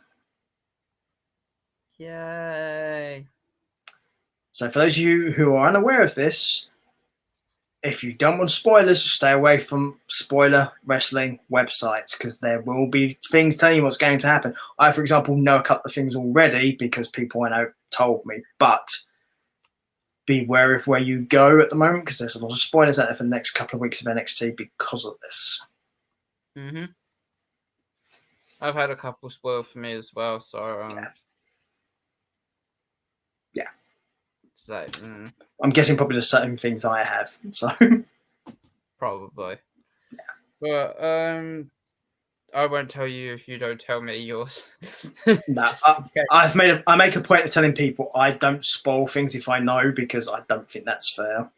No. If a person wants to know, that's one thing, but I won't go out of my way to spoil something for someone. Yeah. So this week NXT wise, I gave it a 6. Yeah, I think 6 is fair. Yeah, I mean it was nothing against like the matches in general. They just some of them were just Not really necessary. yeah, and the hit row stuff's getting boring. Yeah. Did the absence of the NXT champion make a difference to your score, by the way? Because we had no Jeff Hardy. No, not really. No. I'll see him on Monday anyway. Probably for a rematch because it's rematch Raw. Yeah, probably. Yeah. So, from NXT, we come across the pond to where we guys are.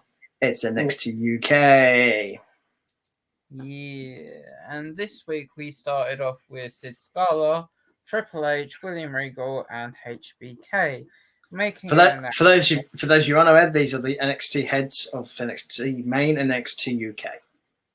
Yep, and we got told that Walter versus Ilya 2 will happen at NXT Takeover 36.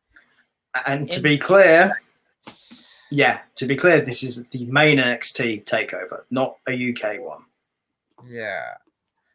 I like that they're not cancelling it and that it's still happening and it's happening in front of a crowd. I don't like the fact that it's happening in the States. Yeah. That's literally all I can really say about it because I doubt Walter's thrilled about it either. no. I wonder who had to tell Walter, by the way. Why do you think Imperium's on this side of the pond? Yeah. On that side of the pond. They didn't want to be near him when he found out either. No. Maybe they sent NXT champion Jeff Hardy to do it because we all know that Jeff's really dangerous and, you know. Yeah. Then we had the Symbiosis promo led by Primate, which was quite interesting. Like looking forward to it happening. The Symbiosis match between Symbiosis and Mustache Mountain, and I'm pretty sure you are as well. Hey, Mustache Mountain. Yeah. Then we had Nina Samuels versus Mateo. We're dead. I mean, it's a good match. It showed how Nina's been working on her actual in-ring skills instead of her mic work and whatever else she likes to work on, I guess. Yeah, she's an example of sometimes people are good at one thing and not the other, and then they need to really work on the other thing to bring them kind of back up to certain levels with each other. I think since her loss against Zaya Brookside, it really kind of opened her eyes to maybe like the in-ring side of things. Like made her open her eyes and say, well, okay, maybe I'm not that good. Yeah. Also, in certain branches of WWE, those sort of things are more obvious, and NXT UK is definitely one of them. Yeah, because they really strip things back. They're not all about the lights and the camera. They're more about the wrestling. It's a good job Karrion Kross isn't on this brand because, you know, he'd never win anything. Yeah. Jeff Hardy wouldn't either, though, to be fair. Yeah, but Jeff Hardy can always do a cradle and put his feet on the ropes no matter where he is. Yeah, I guess. Then we had the Davenport and Brookside segment. And it was a bit rough, to be honest. I mean, Davenport telling Brookside the only reason that she's popular is because of her last name. Yeah, it used to be a soap here on Channel 4. It ran for years. Mm. No, Robbie Brookside, for those of you who are unaware.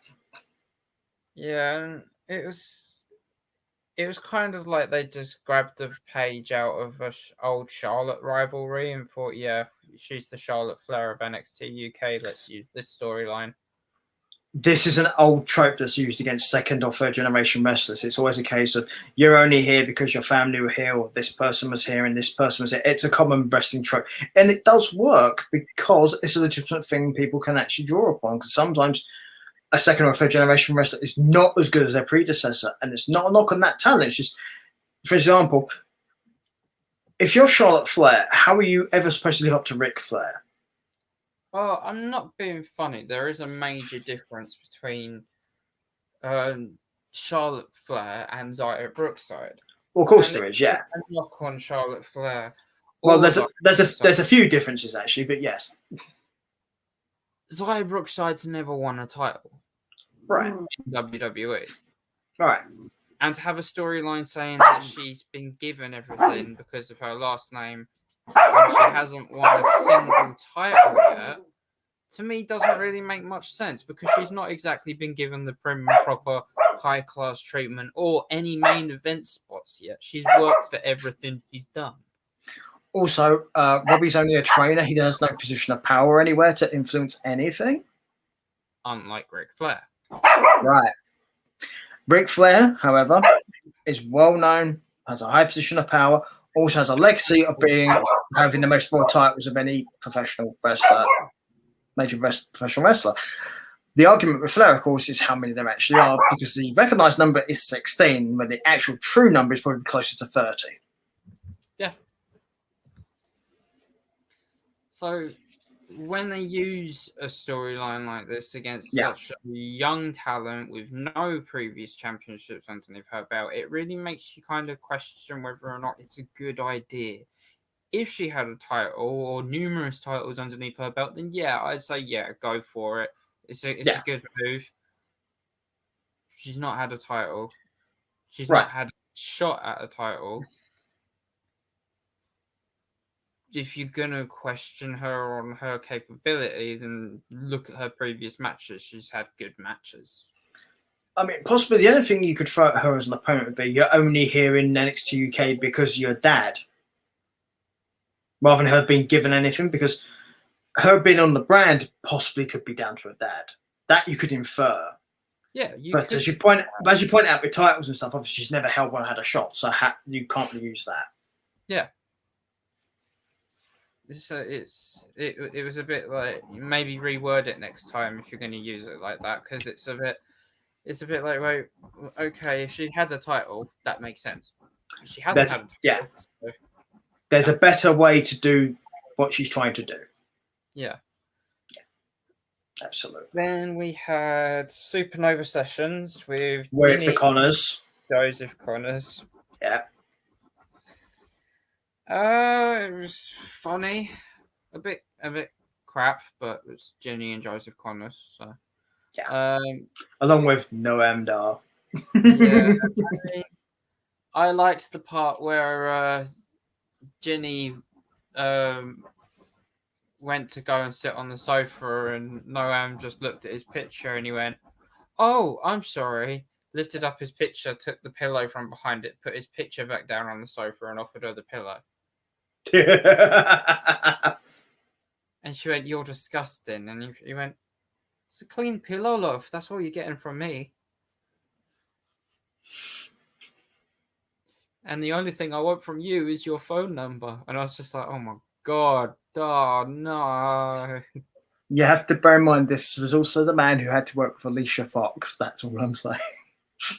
Yeah. I'd rather work for Alicia Fox than Ginny. Bear in mind, this was when Alicia Fox had an issue with alcohol. That's the other thing. Yeah. Which she's had treatment for since and is making a recovery and getting back on track. But anyway. So after the Supernova session, we had Tristan Archer versus Joseph Connors. That's what we did. At the end of the Supernova session, actually, before we move on to that match, Right. Ginny called out Aretha Valkyrie and said, "You're nothing but a scared little girl." And then we had the match between Tristan Archer and Joseph Connors. Great debut for Archers, but a win for Connors. And to be honest, probably the best I've seen Connors in ring as of late. I mean, sometimes for a wrestler, it's your opponent that helps make you look good as well. Yeah. And Archers did do exactly that. Yeah. I mean, then we had the segment where Aretha Valkyrie turned up in the crowd. Well, I say crowd, there is no crowd. But crowd. She gave Ginny a feather. Aretha's music hit, and she disappeared with Ginny still holding on to the feather. We all know what that means because of what happened with Meiko Satomura last time. So there'll be a match between Ginny and Aretha Valkyrie over next week or the week after. Hasn't been confirmed yet, but that's what that basically means. Does anyone have a problem with this? No. No. So Ginny might afterwards if she has to have her teeth picked out of the ring apron. Hey, but Ginny wanted it, so she happened to go. Yeah, and Aretha will probably most likely shut it. Yeah. With a bit of force. Then we had the Iron Man match confirmed between A-Kid and Devlin. That'll be good when it happens. Yeah, but obviously A-Kid is injured at the moment with a Ted. Yeah, he's still on crutches, people, Yeah. so it's going to take a while. Then we had Mastiff and Stars have a moment backstage in the doctor's room. And possibly a new tag team forming there. Yeah, I would also say if you ever want advice of when to accept something or to make sure you do something, talk to Mastiff because he's the reason that man got a match against Bate for the Heritage Cup because he weren't going to accept it, but Mastiff said, "What are you doing?" Yeah, you're a twat. Yeah. Then Mustache Mountain accepted Symbiosis challenge for a match. Something I'm sure Peter is really happy about. Damn right I am. Then we had the main event, which was a really good tag team match between Subcultures, Mark Andrews and Flash Morgan Webster versus Pretty Deadly. Yes. The tag team championships. A really great match. I really enjoyed watching it. I don't say that about a lot of Pretty Deadly's matches, to be fair. Yeah, you're not too much of a fan of Pretty Deadly. But apparently Edge is. Apparently Edge watches NXT UK every week to see Pretty Deadly because he reminds him of a young Christian and Edge. That wouldn't surprise me. I can see what you'd mean by that too. Yeah. So I was actually quite surprised to hear that. It did make me think though. Because I didn't really like Edge and Christian back then either. Oh, I actually thought they were fucking hilarious because I liked the goofy shit they used to do. I liked them, but I thought they were just idiots. Yeah, but that was the point. You were meant to think that. Yeah. But I mean... It's why that 5-second pose shit worked, because it was goofy as shit. Yeah. I mean, that's like with Pretty Deadly, I just think that they're a pair of dicks, but they're the champions still because they retained due to, well, dickheadism. Tell the people who didn't see it because they need to know. A bit of cheating and a roll up. Yeah. And it really should have been a win for Subculture, but we should have new tag team champions right now.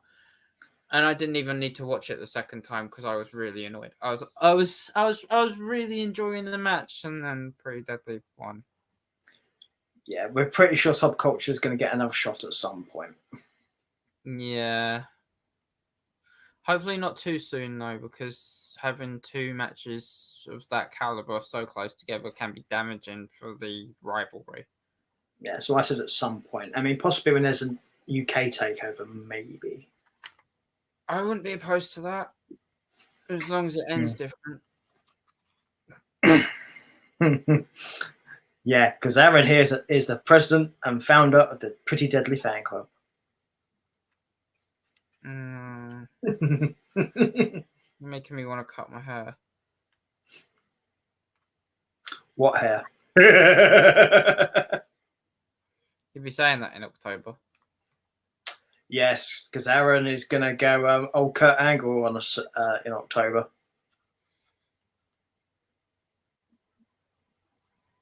Yep. Does relate because they're just the one that shaved him bald. It is what it is. Mm-hmm. So yeah, but that was NXT UK. And on that tiring note, Smackdown. Rating. You need to give us a rating for NXT UK.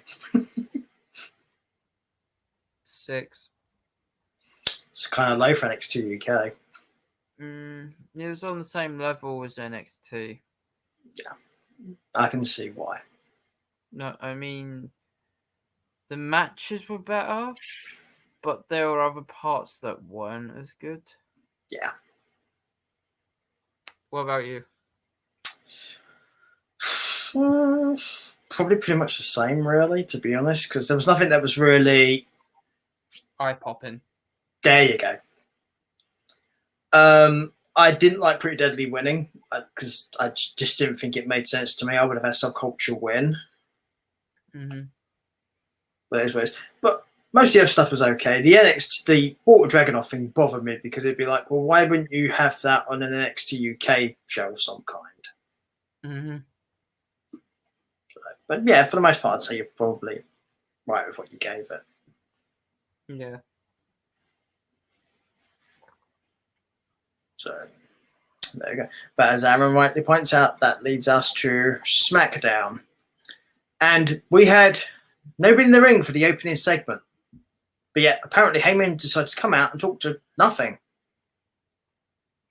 And do a really flattering imitation of Nothing's theme entrance. Yeah.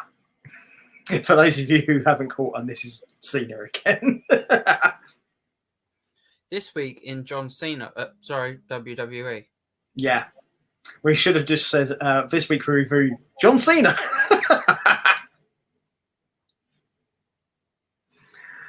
But essentially, Cena challenged Reigns here. That's pretty much what the point of this was. Yeah, basically. At least it had a point. It did, but it was a stupid one. I never said it was a good point, but I said it had a point.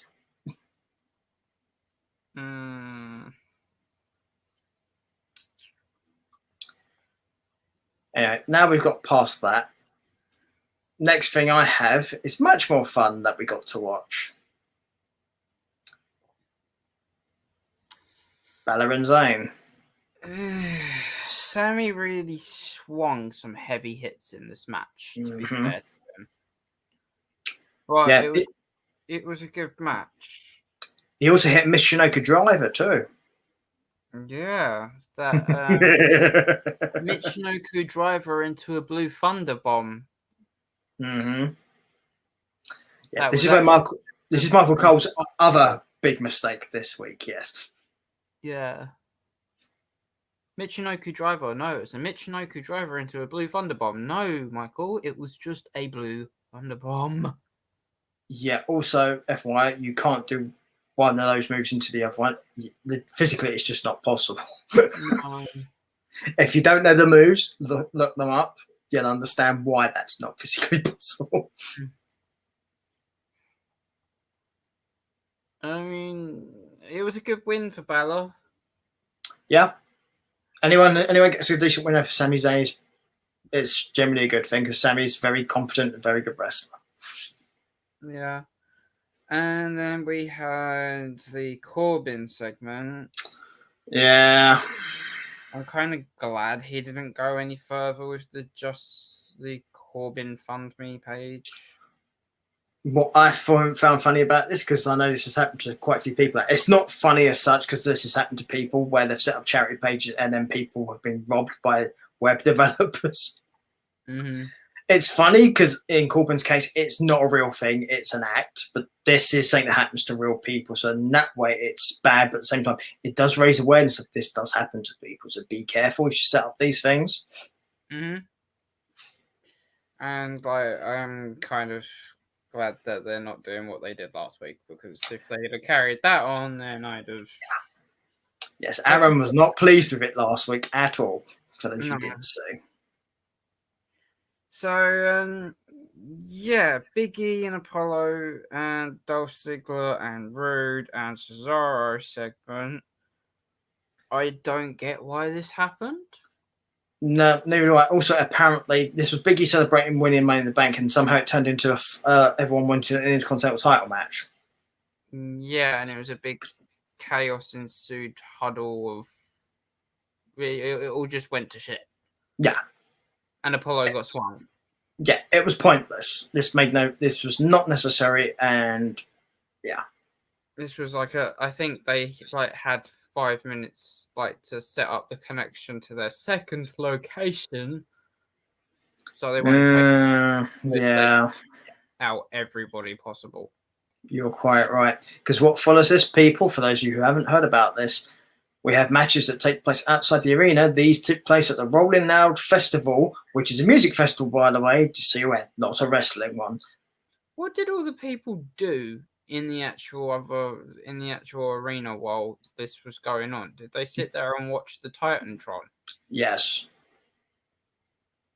Those poor fuckers. Can you imagine how much they spent on the ticket just to watch SmackDown on the Titantron? I knew this question was coming from you, and this is why I've looked into this, and yes, that's exactly what happened. I'd be pissed. Yeah.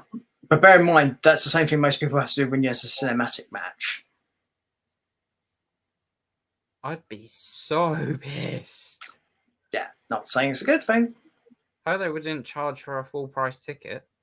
I bet they were. Fuck that. Bear in mind, it was only a couple of matches on here. Plus, you've got to bear in mind, the matches we see are not the only matches that take place at these events, because obviously they do tapings for other things at the same time. Yeah. And there's always a dark match that follows these events as well. Because the main event you see is not the last match that takes place in an arena, because there's always like a dark main event for these shows. Raw has it, and SmackDown has it as well. Mm. I didn't like the dual location thing, to be honest. It wasn't for me.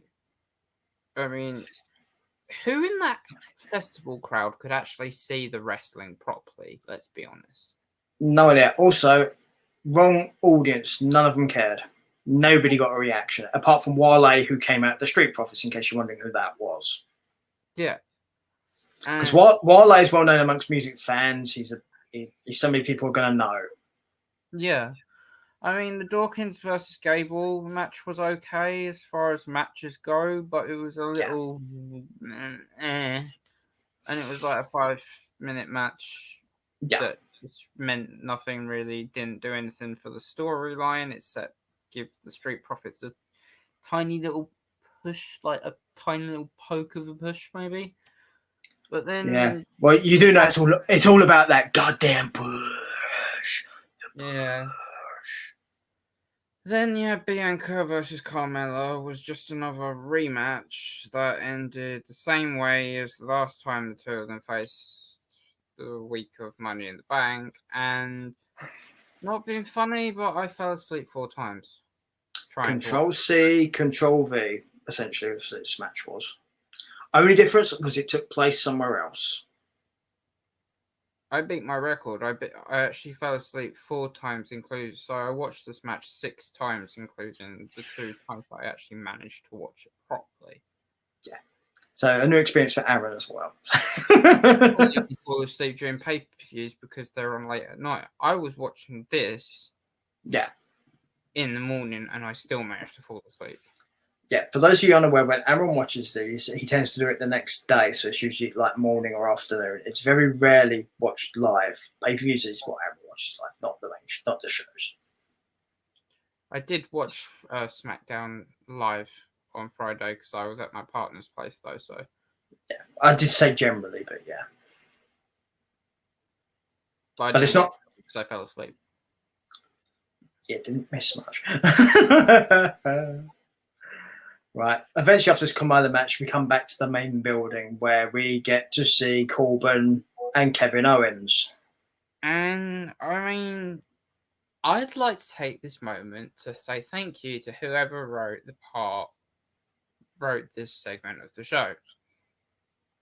Because what happened to Corbin at the end of this segment was exactly what he did to all the people that had done charity work in the past last week.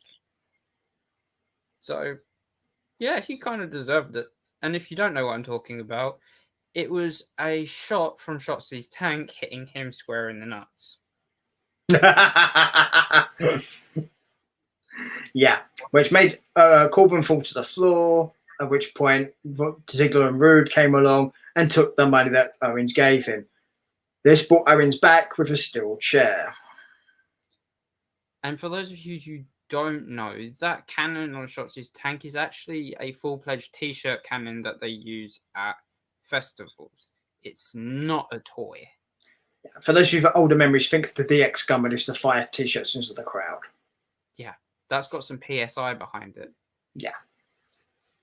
Even if you're wearing a cup, it still hurts. Yeah, unless you have nothing there. Oh, it might not hurt Corbin. Yeah, but well, it wasn't hitting his spine, so maybe there is something there. But yeah.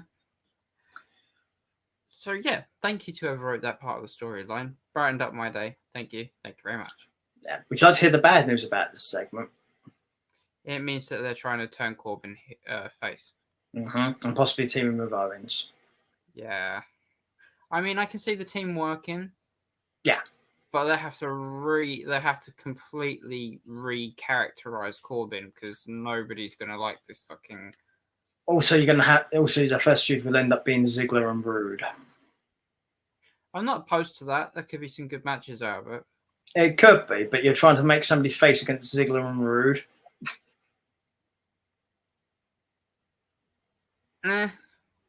Probably not the best thing, but to be fair, I think Owens would be very helpful here. Well, yeah, he gets a cheer for every stunner he does. Yeah. Kevin knows how to create a reaction from the crowd. Bear in mind, this is the same guy when he was a heel who managed to get a crowd to boo for almost 10 solid minutes because he made a reference about that town's favourite sports team. Yeah, kind of like how Bobby Lashley made a reference to the Dallas Cowboys this week on Raw. There you go. Times that by 10. Yeah. What Owens did was got a much worse reaction, but yeah. Oh yeah, and it was with Chris Jericho in the ring too.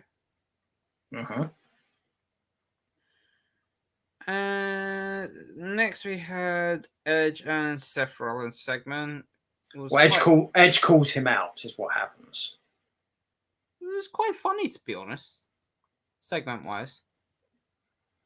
Essentially, this is leading to Edge against Rollins in a match at some point. We'll probably get it at SummerSlam because Edge isn't getting another Universal Championship match.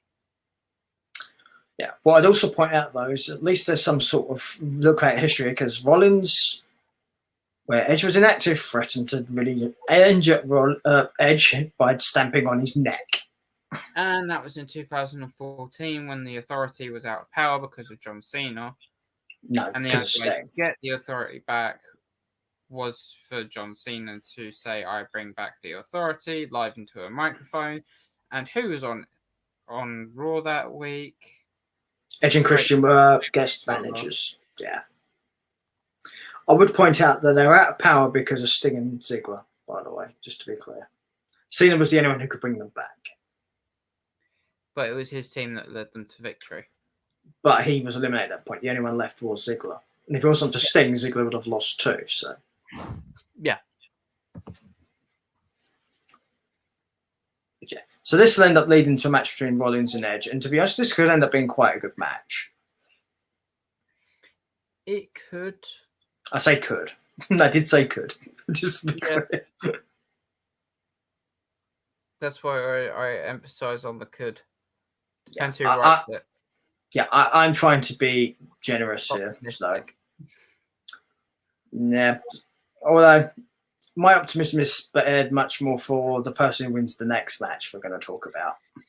Yeah, we had Zelina Vega versus Toni Storm. A good debut for Toni, but the finisher name and move change was kind of weird because it just wasn't necessary.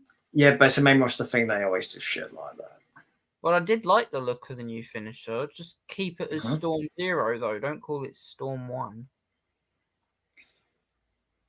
Well, I'm assuming it's because the 0 is nothing. I'm guessing there's some stupid logic like that. So.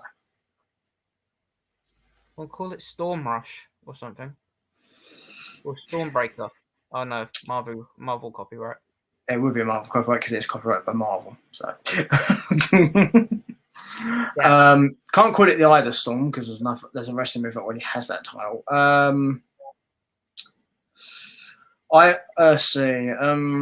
Storm Fury. Basically, some pun that relates to the word storm, basically.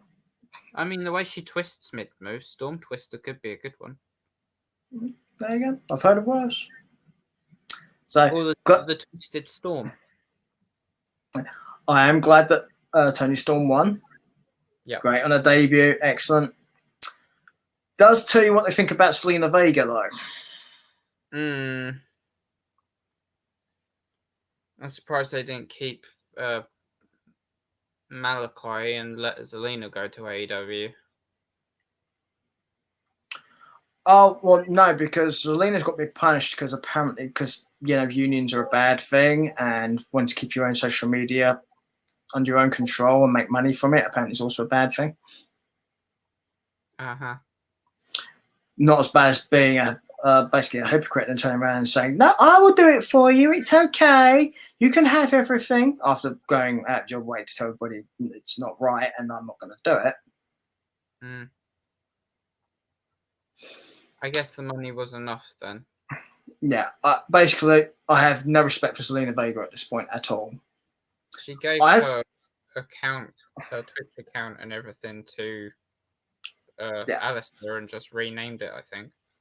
Yeah. I mean, I have no issue with Zelina wanting to have a stable income and a job. Good for her. But if she starts going about unions at any point in the future and any of these other things, it's hollow because of this.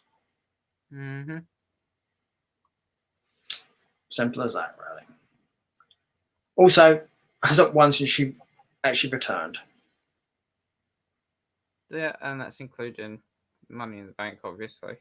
Yeah. Even though she was just gifted that opportunity. After not having a match for 7 months? Yeah, pretty much. Real workhorse you got there. Yeah. On the plus side, though, I hope this is the start of good things for Toni Storm. Yeah. Hopefully. Yeah. Then we had Dominic Mysterio versus Jimmy Uso. Good match, to be honest, but no surprise, really. In all fairness, Roman Reigns' segment was actually really good. Yeah, Jimmy won the match, by the way, against Dom. Just to it was. They used the heel move again that they used at the pay-per-view kickoff show, and once in a blue moon is good, but when you have to use the same move twice in the space of a week, it's just. Only thing I would say, particularly with submission moves, if it works once and it keeps working, keep doing it. Yeah, clearly the wrestler can't block it. The submission moves, yeah. But I'm talking about the fact that they rolled him up and kicked his ass up to keep the moves there. Right. That's what I was going to get to. Yeah, if it's submission moves and you can get away with it, they can't get them, fine.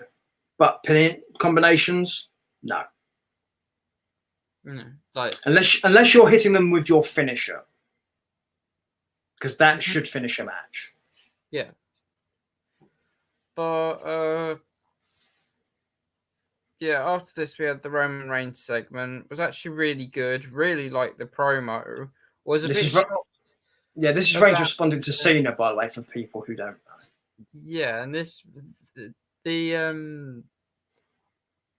the lower class PG reference that he made kind of shocked me, especially when he made the comment about how John Cena was basically missionary every single night.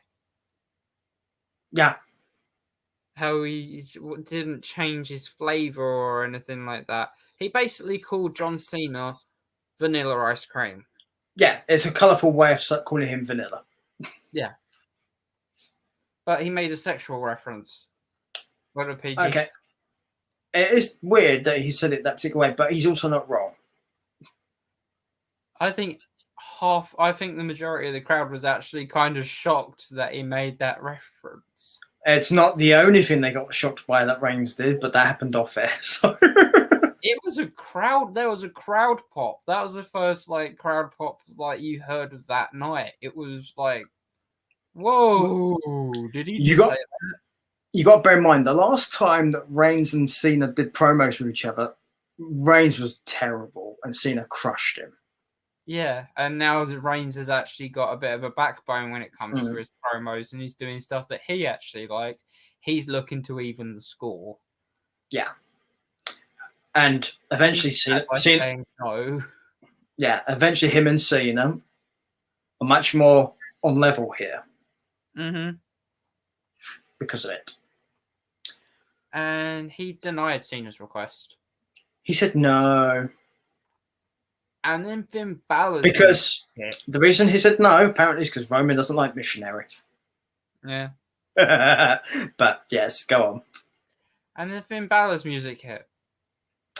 I am not doing that music. I was shocked about this, especially being as his first match back was against Sami Zayn. I thought we was going to see him go over after the Intercontinental Championship. There is always the thing with Balor, though, is Balor was the first Universal Champion, and the first rematch he ever got for that belt after he lost it was when Reigns held it. Yeah. So there is a history here. Roman actually called him out and asked to fight him. Yeah. He wanted to be the first person that he fought against. Yeah. And he was trying to put himself over there. Yeah. Not the worst way to do so. But, And Balor lost. Yeah. So Balor's come out here. He's challenged Reigns. Reigns is going to say no, but gets a whisper in his ear from our friend, the Roman Reigns producing music machine, Paul Heyman. And then Reigns says, I accept, to Balor. And now there's no way of seeing John Cena at SummerSlam because Roman Reigns is seeing someone else. But you can't see Cena anyway. Yeah. So yeah, this SmackDown was quite a roller coaster. Yeah. And the other thing that happened on this SmackDown, well, it didn't happen on it. Once it went off air, and Aaron sent me footage of this afterwards as well, because I didn't see this at the time. Roman had a message for the fans. Yeah, as Roman was leaving the ring and then the ringside area, he walked up the ramp, and as he was about to walk backstage, he turned around to the WWE Universe and he gave them the middle finger. Yeah, I liked how he did this as well, because it was almost like the Undertaker's arm salute when he used to go up the ramp. Yeah, he's back to the people. He had his arm in the air, and he just literally just did this.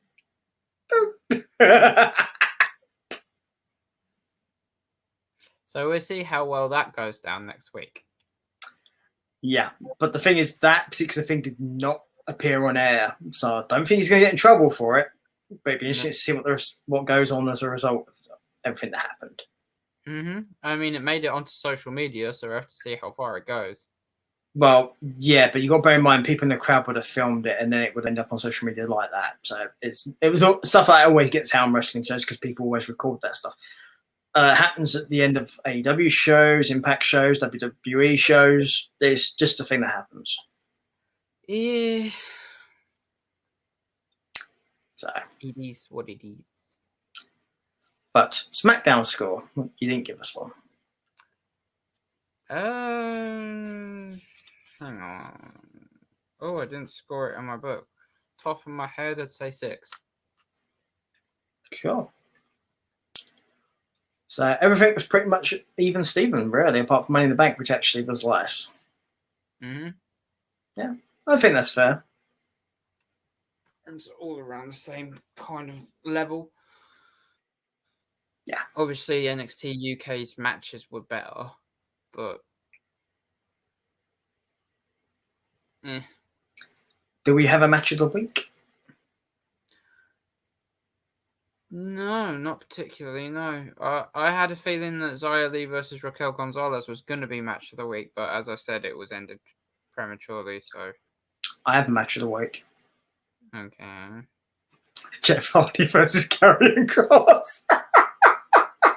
I can see that. It's definitely shocker of the week. Yeah. It was a title change and everything. Right, just to be clear to people who don't understand the gag here, Kross did not lose the title. He is still the NXT champion. It's a simple case that it's the first match that Karrion Kross has lost, and it's Jeff Hardy of all people. So naturally, he should be the champion for beating the undefeated wrestler. Should be. Yeah. Boy. Yeah. So there we go. What was I going to do? Oh, yes. Probably something we should touch upon here because ex-WWE people. WWE have pretty much turned around and told the media at large that they have no interest in re-signing CM Punk, which is a pretty good job, apparently, because apparently he's going somewhere else. Yep. So he's not going to get mugged off. No. Also, apparently, another thing, the reason why Nick Khan, WWE vice president, was trying to get a deal with New Japan was to keep Daniel Bryan. And apparently that deal has literally fallen flat on its face. We'll get onto why that was in a minute. And apparently Daniel Bryan's going to sign in the same place that Punk's going to, because this place has an existing relationship with New Japan. You can all probably guess the place I'm referring to, but as this is a WWE show, I am not going to say. And to be honest, unless you've been away from social media since last Wednesday or Thursday, you probably know. Yeah, that's right. He's talking about ECW. Yes, ECW. Actually, no. Let's be fair. It is the UWF. It's run by Bill Watts. And if any of you are old enough to remember that, I'll be amazed.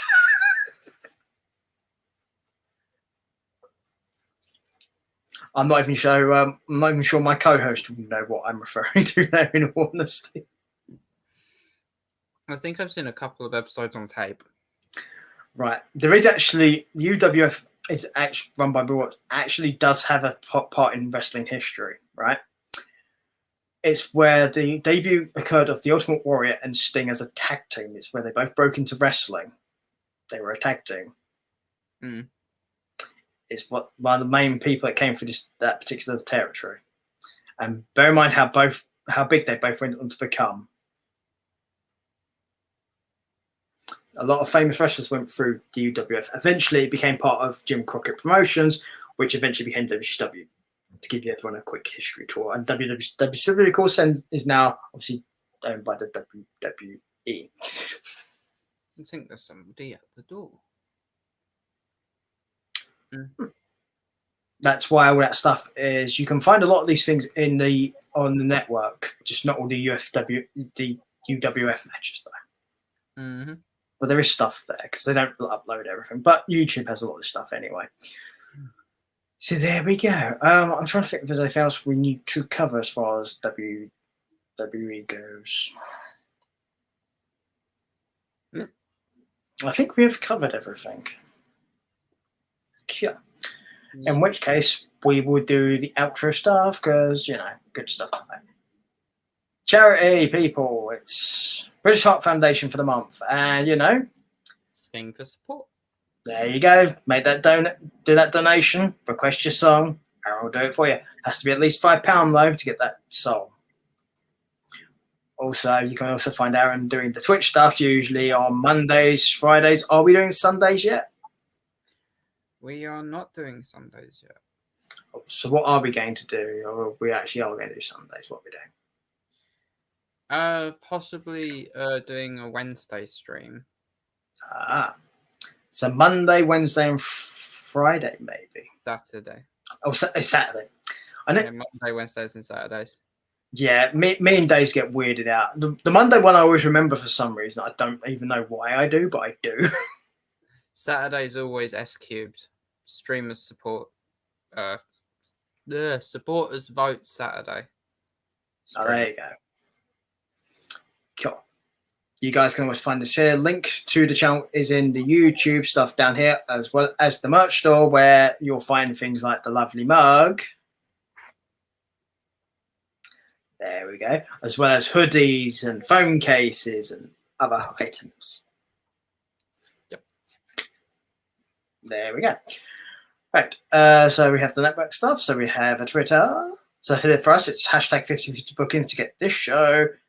Same on the Instagram as well. You guys can also support us on the Patreon, where we'll start doing Patreon-specific shows when me and Aaron actually have time to do them, because at the moment we are both having fun trying to organise lives, because for various reasons, there are days we can't do stuff and days we can. Aaron has also just, obviously you guys have heard this, mentioned that he's not going to be here to do his show next week. There will be a show. I'm just going to have to work out if I'm going to do it on my own or if I'm going to get a co-host in to fill in for Aaron while he's gone. I'm sure you could get a mojo out of nowhere or something. Yeah, I will try and I'll sort something out anyway. But yes, but Aaron will hopefully be back the week after that. At which point there'll be a new charity for him. There'll be new hair. Your hair would have changed dye colours by that point. I'm hoping so. Because it's like 2 weeks from today. So yes. Yeah, I'm gonna have yellow, green, blue, and red in my hair. So basically, Aaron's going to come as the rainbow. 2 colours off, but yeah, sure. Okay. I mean the red and the yellow might mix, so Cosplay rainbow. yeah. That'll do. Yeah. Exactly. So there you go. And with that one, people, I'm off to go and stare at an empty ring for 15 minutes. Apparently people are going to cheer for no reason. I don't know why, because I can't see why. Nope.